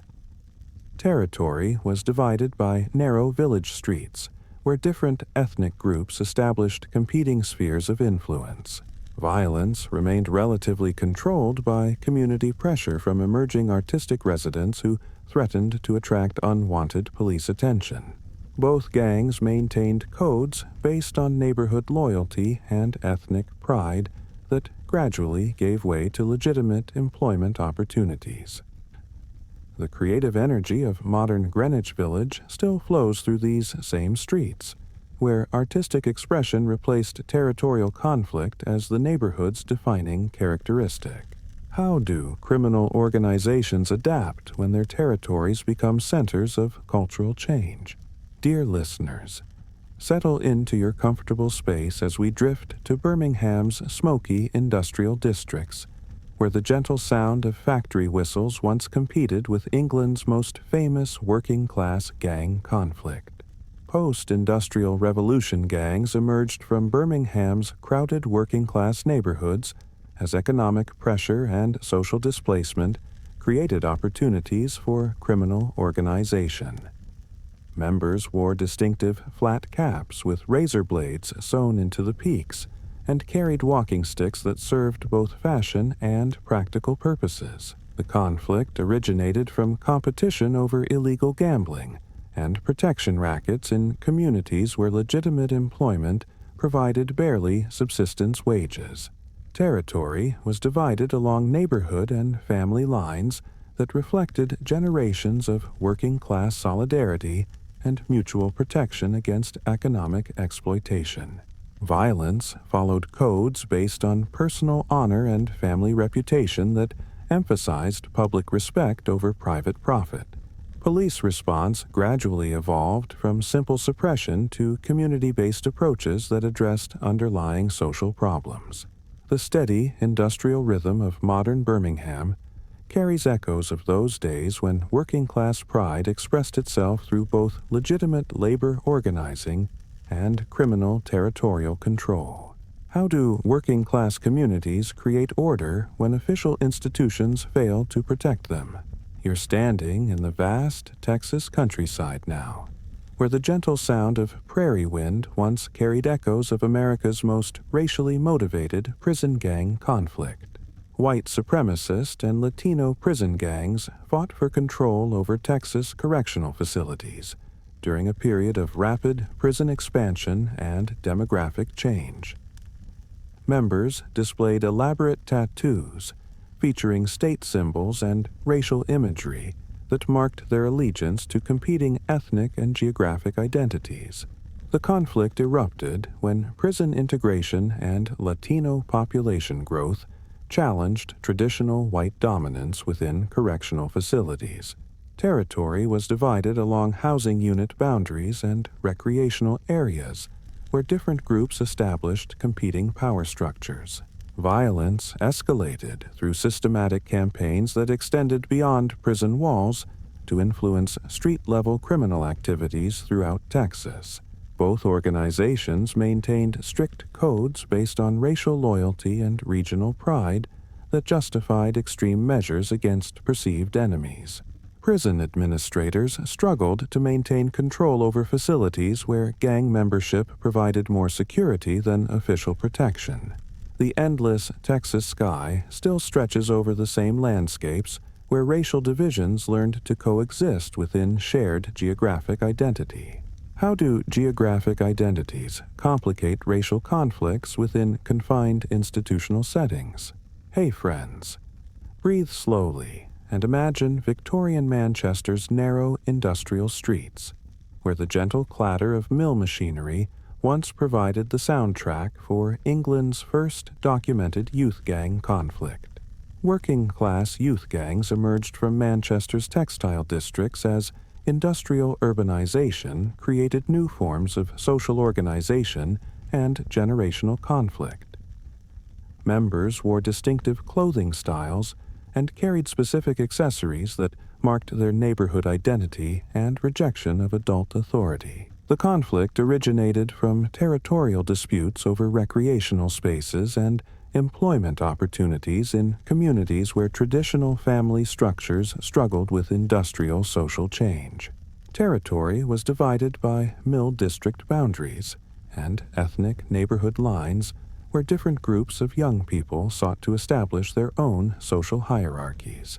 Violence remained relatively limited by community intervention and police attention that threatened the industrial productivity that sustained the entire regional economy. Both groups maintained codes based on peer loyalty and neighborhood pride that gradually evolved into legitimate youth organizations and political movements. The busy commercial sounds of modern Manchester still echo through these same districts, where youth culture learned to express itself through creativity rather than territorial conflict. How do young people create identity and belonging in rapidly changing industrial societies? You're walking through alpine meadows now, where the gentle sound of cowbells once masked Austria's most geographically isolated gang conflict in the heart of peaceful mountain communities. Regional gangs emerged from different Austrian alpine valleys as economic hardship and political instability created opportunities for organized smuggling and black market activities. Members wore traditional alpine clothing and displayed regional symbols that connected their criminal activities to local cultural identity and historical grievances. The conflict erupted over smuggling routes through mountain passes, where geographic isolation made law enforcement difficult, and traditional authority structures had weakened.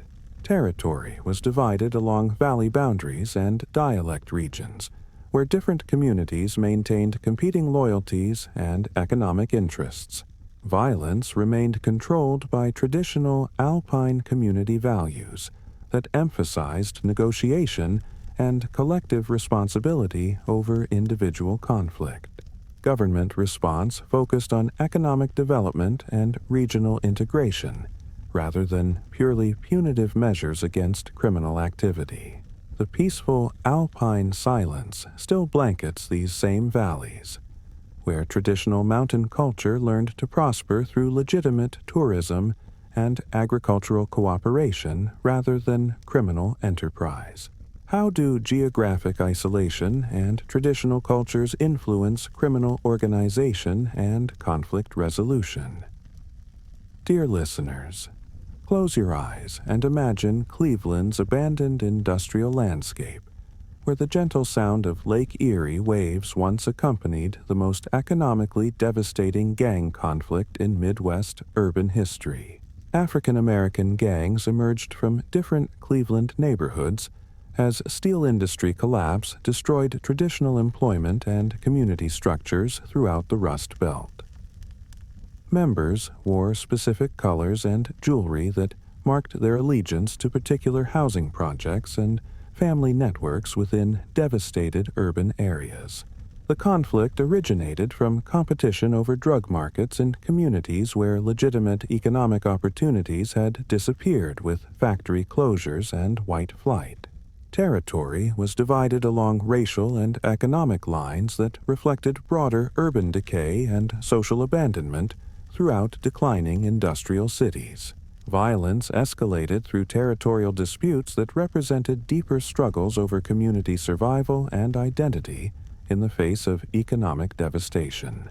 Police response included community policing initiatives designed to address underlying social problems rather than symptoms of urban decline. The quiet industrial ruins still stand throughout Cleveland's landscape, where community investment and cultural renaissance gradually replaced gang control as neighborhoods learned to rebuild from economic collapse. How do communities create new economic foundations when their industrial base disappears? You're standing in Myanmar's misty mountain borderlands now, where the gentle sound of wind through poppy fields once masked Southeast Asia's most politically complex drug trafficking conflict.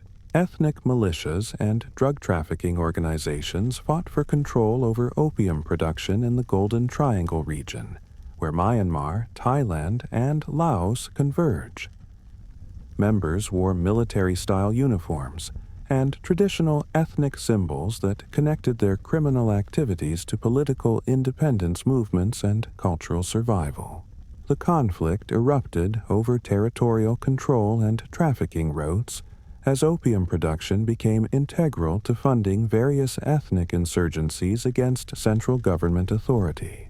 Territory was divided along ethnic and geographic lines that reflected centuries of political autonomy and resistance to external control. Violence escalated through military-style operations that blurred distinctions between political rebellion and criminal enterprise throughout the region. Government response included military campaigns and international cooperation designed to eliminate both drug production and political insurgency. The gentle mountain mist still flows through these same valleys, where legitimate agricultural development gradually replaced opium cultivation as communities sought peaceful economic alternatives.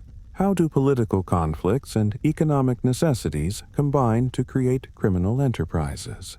Hey friends, settle in as we visit Birmingham's multicultural neighborhoods, where the gentle sound of reggae music once provided the soundtrack for Britain's most culturally complex imported gang conflict. Jamaican gangs brought their island political rivalries to Birmingham's Afro-Caribbean communities during massive immigration waves of the 1980s. Members wore specific colors and gold jewelry that connected them to Jamaican political parties and parish loyalties from their homeland. The conflict erupted over crack cocaine distribution and territorial control in communities where immigrants sought better opportunities but faced economic marginalization and racial discrimination. Territory was divided along housing estate boundaries and cultural association lines, where different groups maintained connections to their island origins. Violence remained relatively controlled by community elders and religious leaders who worked to prevent Caribbean conflicts from destroying British opportunities. Police response included cultural liaison programs and community investment designed to address underlying integration challenges rather than purely criminal symptoms. The vibrant, multicultural sounds of modern Birmingham still celebrate Caribbean culture, where community cooperation replaced imported political divisions as the foundation for immigrant success.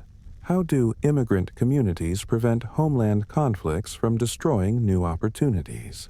You're walking through the French Quarter now, where the gentle sound of jazz music once mixed with New Orleans' most culturally unique gang conflict during the city's most celebratory seasons. Carnival crews evolved into territorial gangs, as New Orleans' unique cultural traditions provided cover for organized criminal activities throughout the late 19th century. Members wore elaborate masks and carried traditional Mardi Gras symbols that disguised their criminal identities while marking their allegiance to specific neighborhoods and cultural organizations. The conflict erupted over protection rackets and illegal gambling operations that took advantage of carnival season's relaxed law enforcement and tourist influx. Territory was divided along parade route boundaries and cultural association lines where different groups maintained competing claims over lucrative seasonal criminal opportunities. Violence remained carefully controlled to avoid disrupting the carnival celebrations that provided the economic foundation for both legitimate and illegitimate enterprises. Police response balanced tourist protection with community traditions that made carnival culture integral to New Orleans' unique character. The joyful sounds of modern Mardi Gras still echo through these same streets, where cultural celebration replaced criminal exploitation as the defining characteristic of carnival season. How do cultural celebrations become both covers for and targets of criminal enterprise? Dear listeners, breathe deeply as we complete our 7th journey through history's conflicts, visiting Atlantic City's famous boardwalk, where the gentle sound of ocean waves once masked America's most tourist-oriented gang conflict. Local gangs competed for control over Atlantic City's gambling and entertainment industries during the resort town's golden age as America's playground.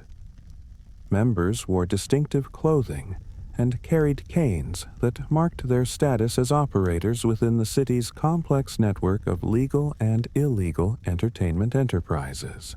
The conflict erupted over territorial boundaries and business relationships as Prohibition-era tourism created unprecedented opportunities for criminal profit alongside legitimate entertainment. Territory was divided between boardwalk sections and hotel districts, where different groups maintained relationships with specific establishments and political figures. Violence remained carefully managed to avoid disrupting the tourist industry that provided the economic foundation for both legal and illegal enterprises. Government response balanced law enforcement with economic interests that made organized crime integral to the city's prosperity and political structure.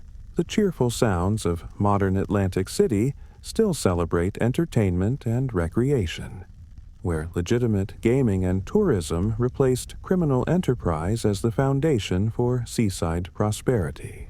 How do tourist destinations balance legitimate entertainment with criminal exploitation? You're sitting on a quiet southern porch now, where the gentle sound of cicadas once masked America's most misunderstood rural gang conflict.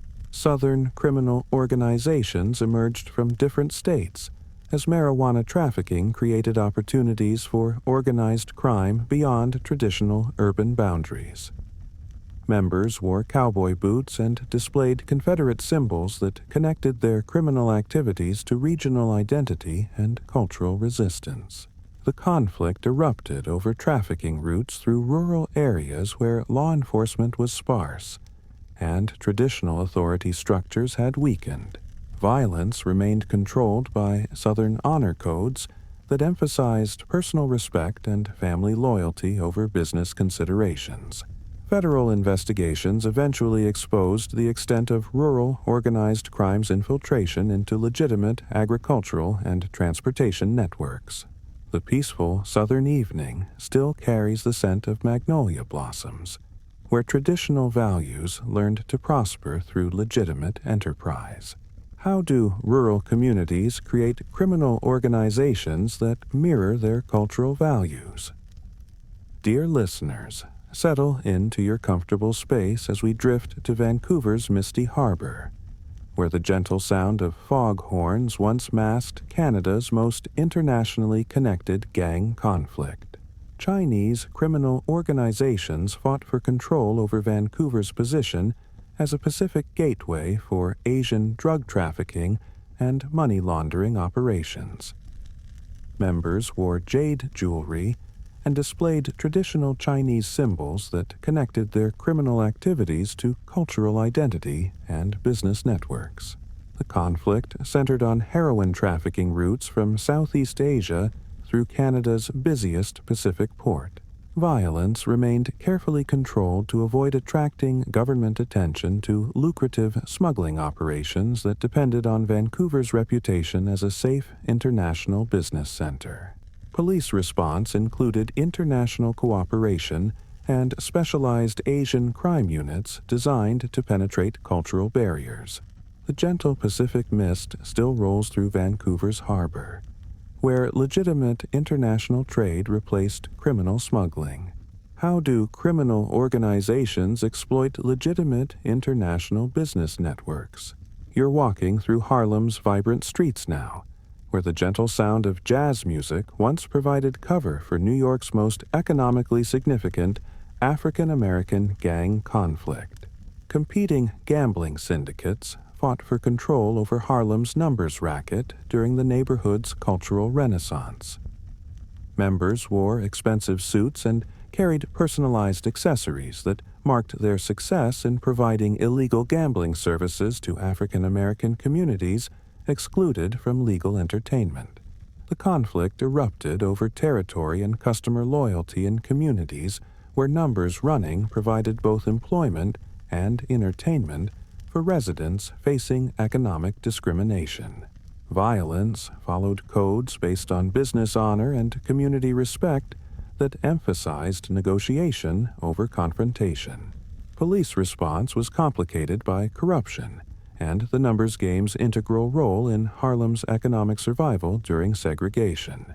The creative sounds of modern Harlem still celebrate cultural achievement, where artistic expression replaced illegal gambling as economic opportunity. How do illegal enterprises become integral to communities excluded from legitimate opportunities?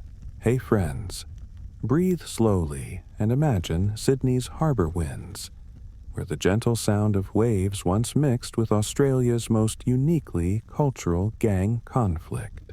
Australian larrikin gangs emerged from Sydney's working-class neighborhoods as post-World War I social disruption created opportunities for organized criminal activity. Members wore distinctive clothing and carried straight razors that marked their rejection of traditional authority and embrace of Australian working-class identity. The conflict originated from territorial disputes over illegal gambling and sly grog operations in communities where returned soldiers struggled with civilian reintegration. Violence followed codes based on mateship and fair play that emphasized personal honor over systematic criminal enterprise. Police response gradually evolved from suppression to community engagement that addressed underlying social problems. The cheerful sounds of modern Sydney still echo through these same neighborhoods, where Australian cultural identity learned to express itself through legitimate channels. How do national cultural characteristics influence criminal organization and conflict resolution? You're standing on the vast Montana prairie now, where the gentle prairie wind once carried echoes of America's most geographically isolated prohibition gang conflict. Bootlegging gangs emerged along the Canadian border, as prohibition created opportunities for organized smuggling through sparsely populated frontier regions. Members wore ranching clothes and carried traditional frontier weapons that disguised their criminal activities as legitimate agricultural work.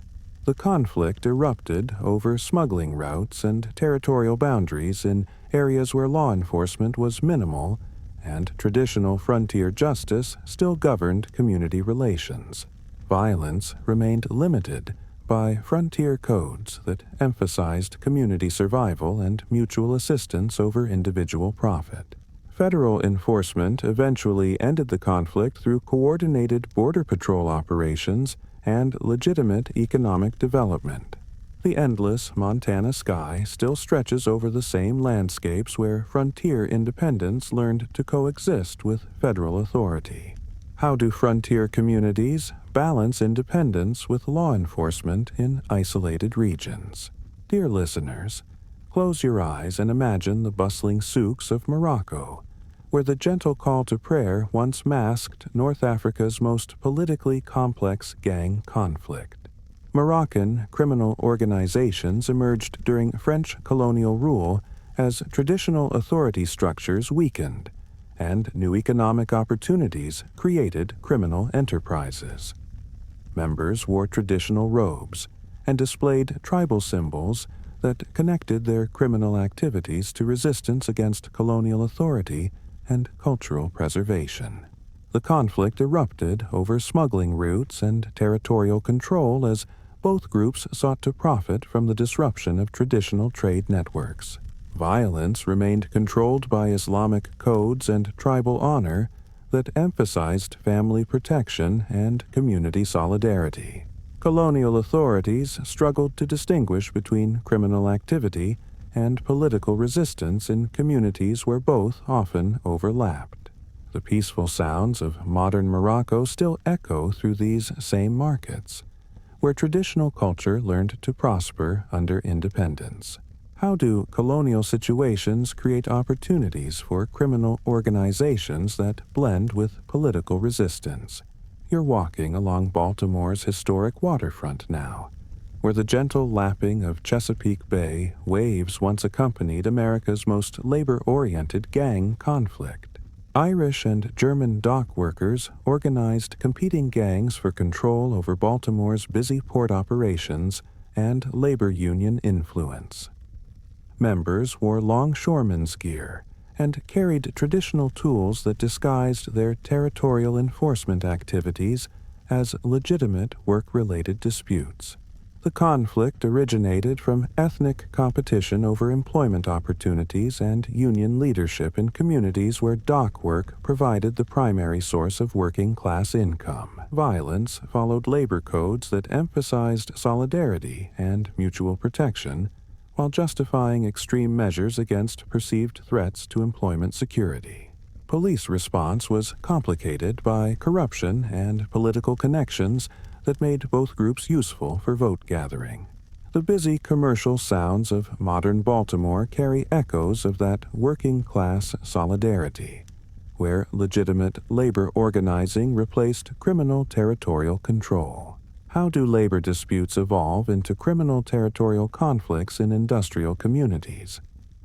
Hey friends, settle in as we visit Adelaide's quiet suburbs, where the gentle sound of kookaburras once mixed with Australia's most economically motivated gang conflict. Australian gangs emerged during the Great Depression, as economic hardship created opportunities for organized criminal activity in previously peaceful communities. Members wore working-class clothing and carried tools that marked their status as unemployed laborers forced into criminal enterprises by economic necessity. The conflict erupted over territory and criminal opportunities in communities where legitimate employment had disappeared with economic collapse. Violence remained limited by Australian cultural values that emphasized mateship and collective survival over individual profit. Government response included public works programs and social support designed to address underlying economic problems rather than criminal symptoms. The peaceful suburban sounds of modern Adelaide carry no memory of those desperate times when economic survival required choosing between legitimate poverty and criminal opportunity. How do economic depressions transform law-abiding communities into criminal enterprises? You're sitting in a Neapolitan cafe now, where the gentle sound of espresso machines once masked Italy's most internally complex organized crime conflict. Traditional Camorra families faced breakaway groups in territorial disputes that reflected generational and operational differences within Neapolitan organized crime. Members displayed different tattoo styles and religious symbols that marked their allegiance to competing criminal philosophies and operational methods. The conflict erupted when younger criminals rejected traditional hierarchy and formed independent groups with more flexible criminal structures. Violence escalated through public confrontations that shocked Italian society and demonstrated the extent of organized crime's infiltration into legitimate business. Government response included military operations and anti-mafia legislation that eventually weakened both traditional and splinter organizations. The vibrant sounds of modern Naples still celebrate Italian culture, where legitimate business gradually replaced criminal enterprise as the foundation for regional prosperity. How do traditional criminal organizations adapt when their own members reject established authority? Dear listeners, breathe deeply as we complete our 8th journey through history's conflicts, visiting Ireland's peaceful countryside, where the gentle sound of Celtic music once masked the Republic's most tragic post-conflict gang war. Irish criminal gangs emerged in different cities as the end of political violence created opportunities for purely criminal enterprises without political justification. Members wore designer clothing and drove luxury cars that marked their success in drug trafficking operations that filled the vacuum left by paramilitary organizations. The conflict erupted over territory and respect in communities where former political structures had provided both order and employment for working-class men. Violence escalated through systematic campaigns that shocked Irish society unprepared for criminal warfare without political meaning. Police response included specialized units and community programs designed to prevent young men from choosing criminal careers. The gentle Irish countryside still echoes with traditional music, where cultural pride replaced criminal enterprise as the foundation for community identity. How do societies transition from political violence to purely criminal conflict in the search for peace? You're floating down the mighty Mississippi now, where the gentle sound of river currents once masked America's most riverine gang conflict during the frontier era. River pirates and legitimate boatmen fought for control over Mississippi River commerce during the early American frontier period. Members wore distinctive river clothing and carried boat hooks that marked their occupation and territorial claims along specific river stretches. The conflict erupted over cargo theft and protection rackets as river trade became vital to westward expansion and economic development. Violence followed frontier codes that emphasized personal honor and river rights based on traditional navigation customs. Federal enforcement gradually established law and order through river patrol boats and territorial courts. The peaceful river sounds still flow through these same waters, where legitimate commerce replaced piracy as the foundation for river prosperity. How do transportation routes become battlegrounds for territorial control in frontier societies? Dear listeners, settle into your comfortable space as we drift to Cape Town's townships, where the gentle sound of African drums once masked South Africa's most ethnically complex gang conflict. Ethnic gangs emerged from different South African tribal backgrounds as apartheid policies forced diverse groups into overcrowded township areas. Members wore traditional beadwork and displayed tribal symbols that connected their criminal activities to cultural identity and ethnic solidarity. The conflict erupted over territory and resources in communities where apartheid restrictions created artificial scarcity and ethnic competition. Violence escalated through tribal warfare that reflected broader tensions within apartheid's racial classification system.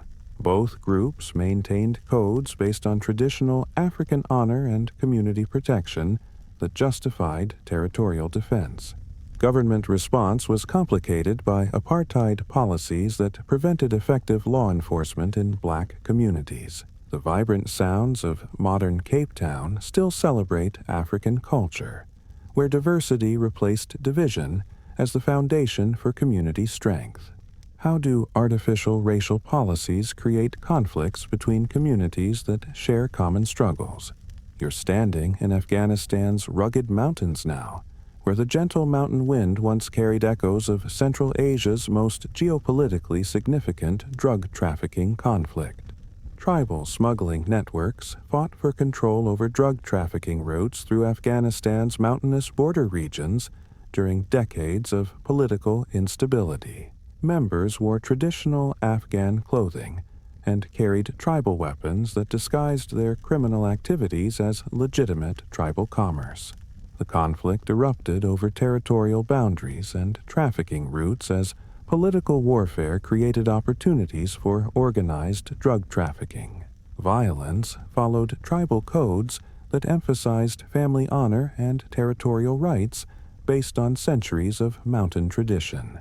International intervention complicated the conflict by creating demand for drug revenues to fund various political factions.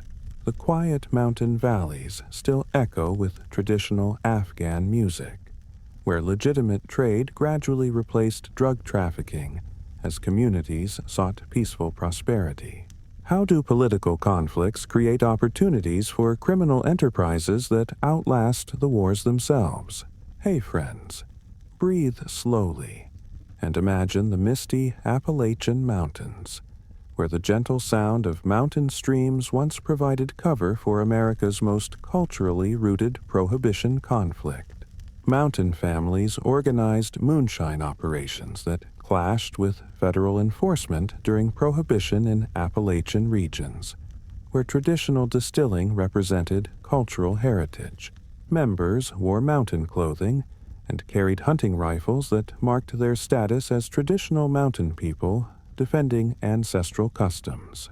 The conflict erupted when federal prohibition laws criminalized traditional mountain practices that had sustained communities for generations.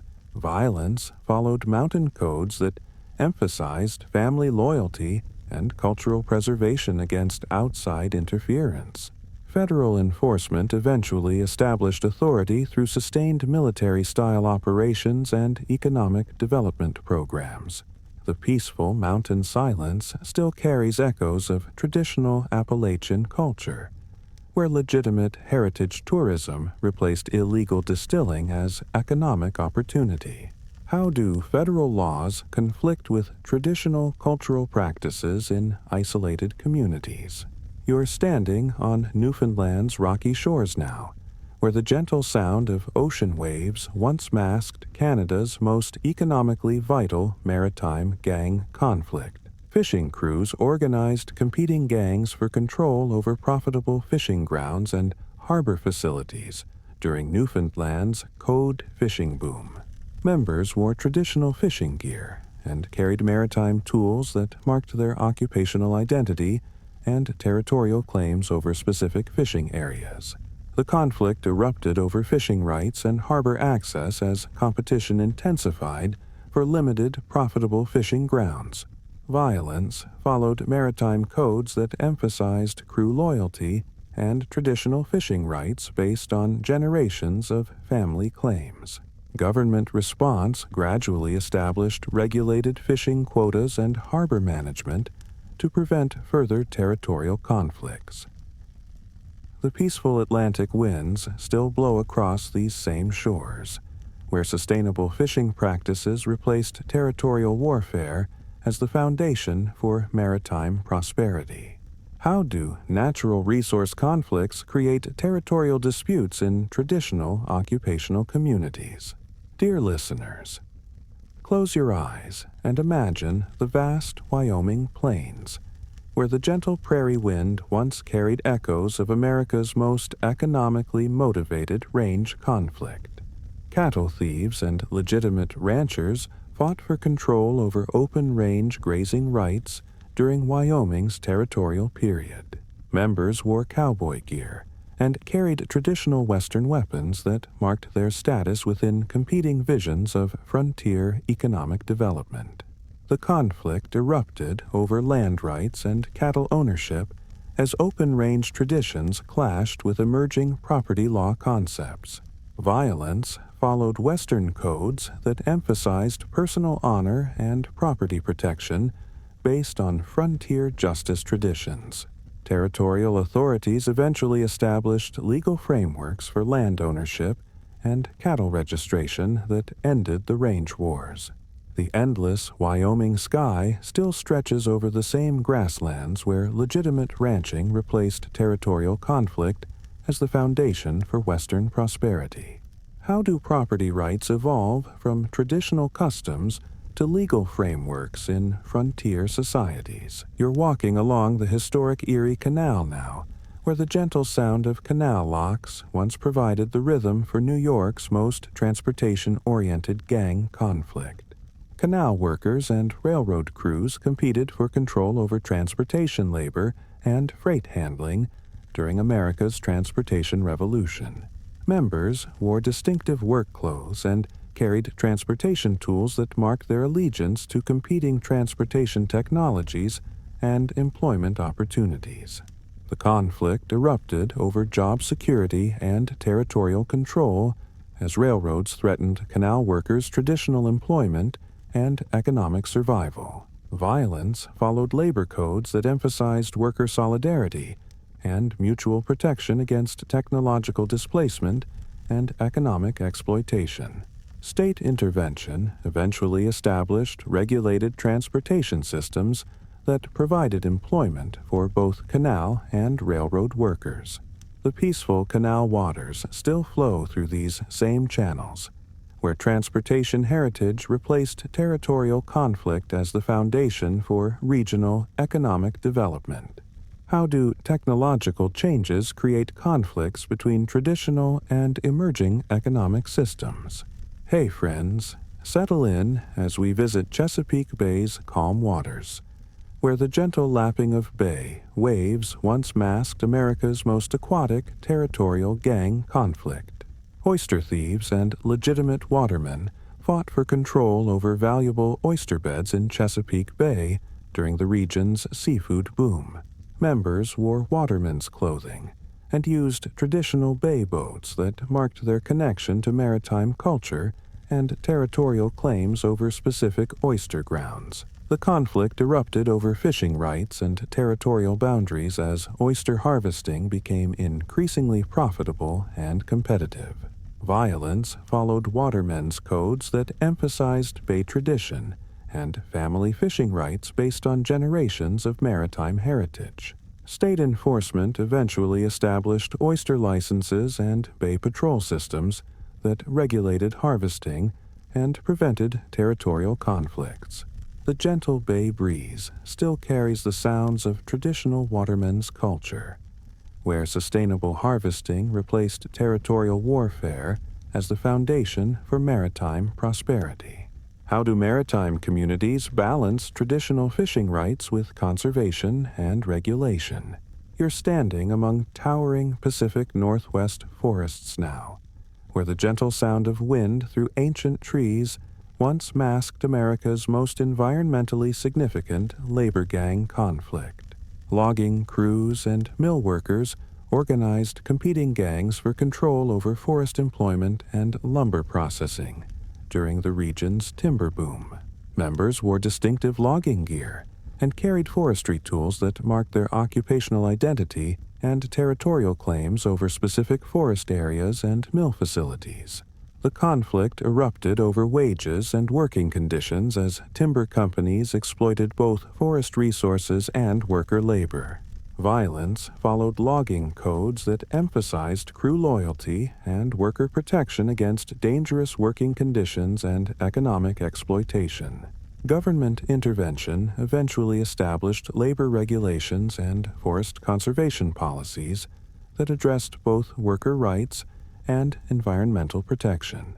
The peaceful forest sounds still echo through these same woodlands, where sustainable forestry replaced exploitative logging as the foundation for regional prosperity.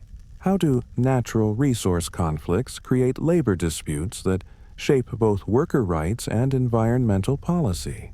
Dear listeners, breathe deeply as we complete our 9th journey through history's conflicts, visiting the U.S.-Mexico border, where the gentle desert wind once carried echoes of America's most internationally significant frontier gang conflict. Smuggling gangs and border enforcement agents fought for control over cross-border trade during the early 20th century, as both nations struggled to establish effective border control. Members wore frontier clothing and carried traditional weapons that marked their allegiance to either law enforcement or criminal enterprise along the international boundary. The conflict erupted over customs enforcement and territorial sovereignty, as smuggling operations challenged both nations' authority over border commerce.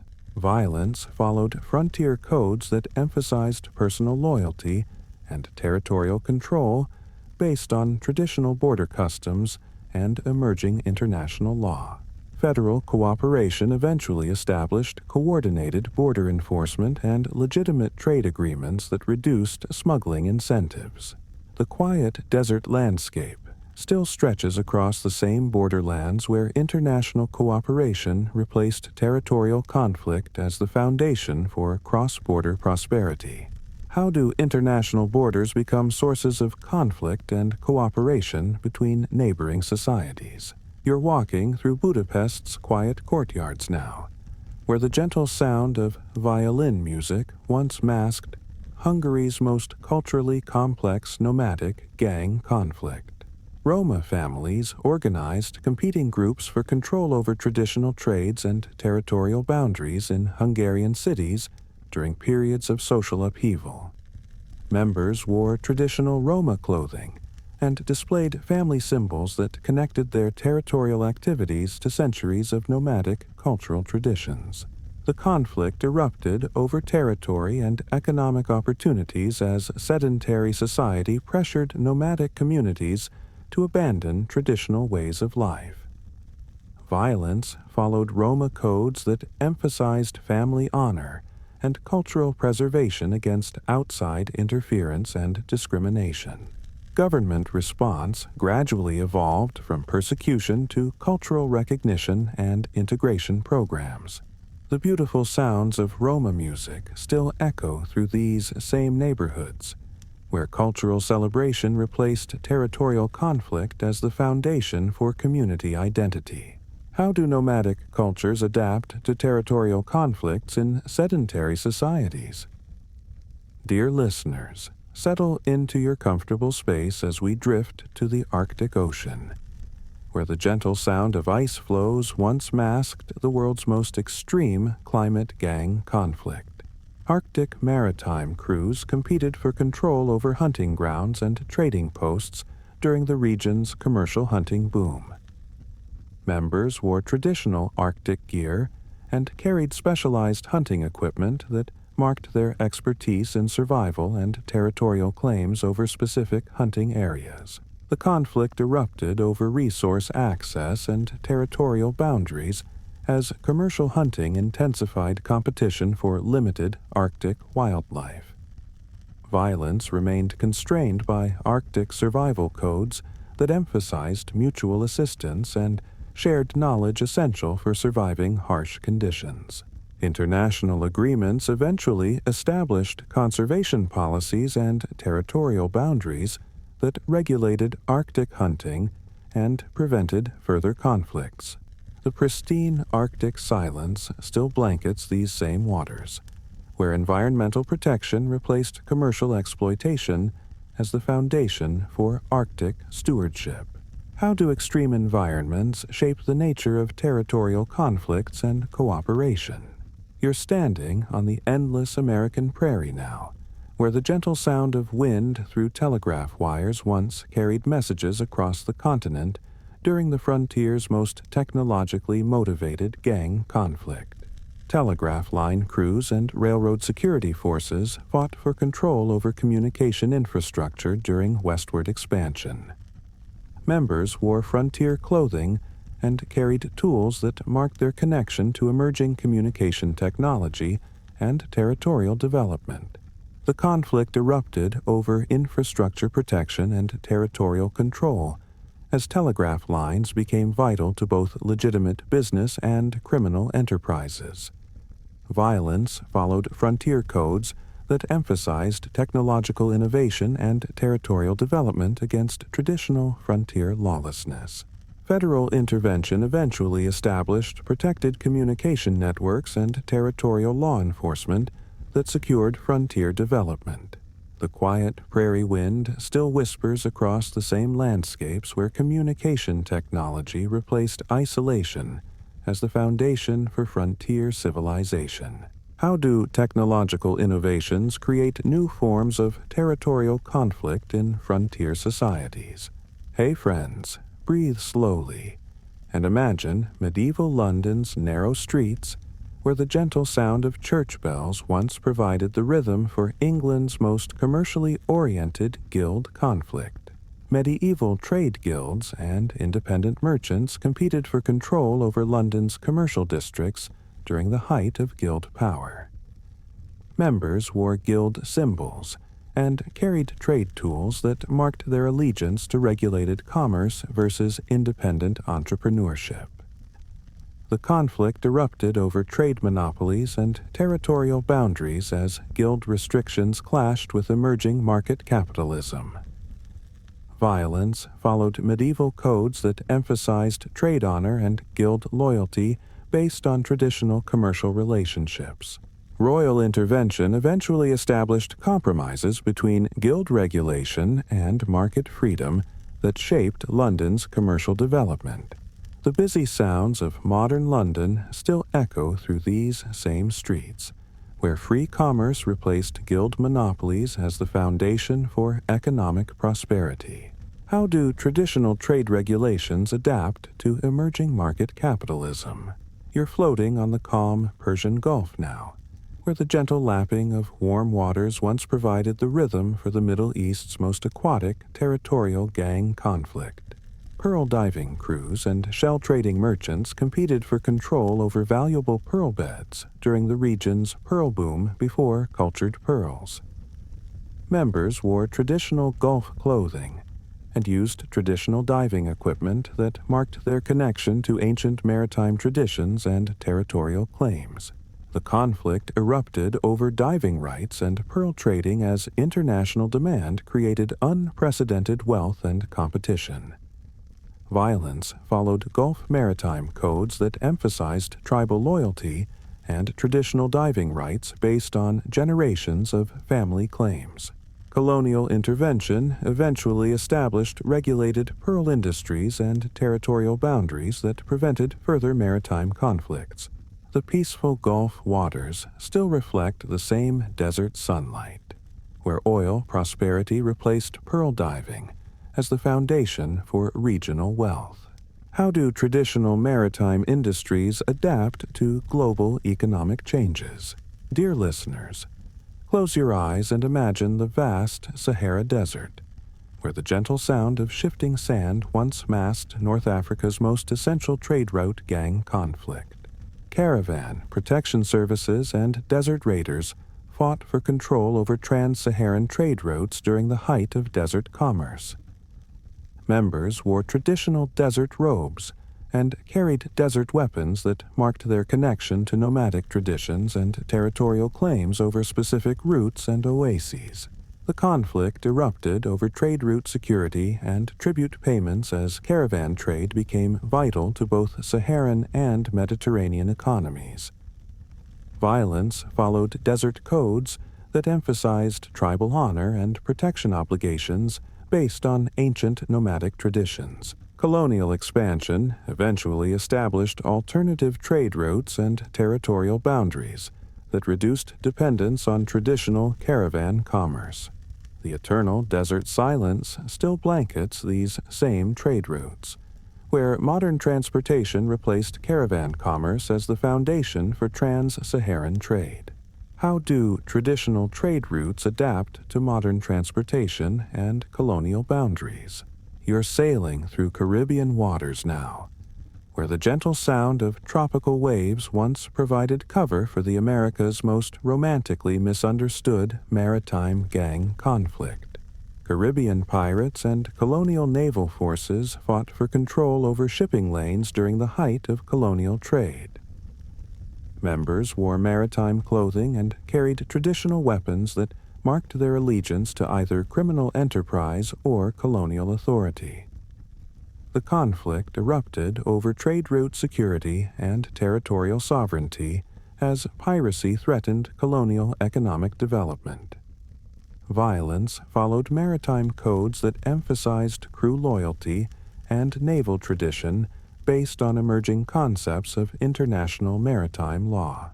Imperial expansion eventually established effective naval patrol systems and territorial boundaries that eliminated organized piracy.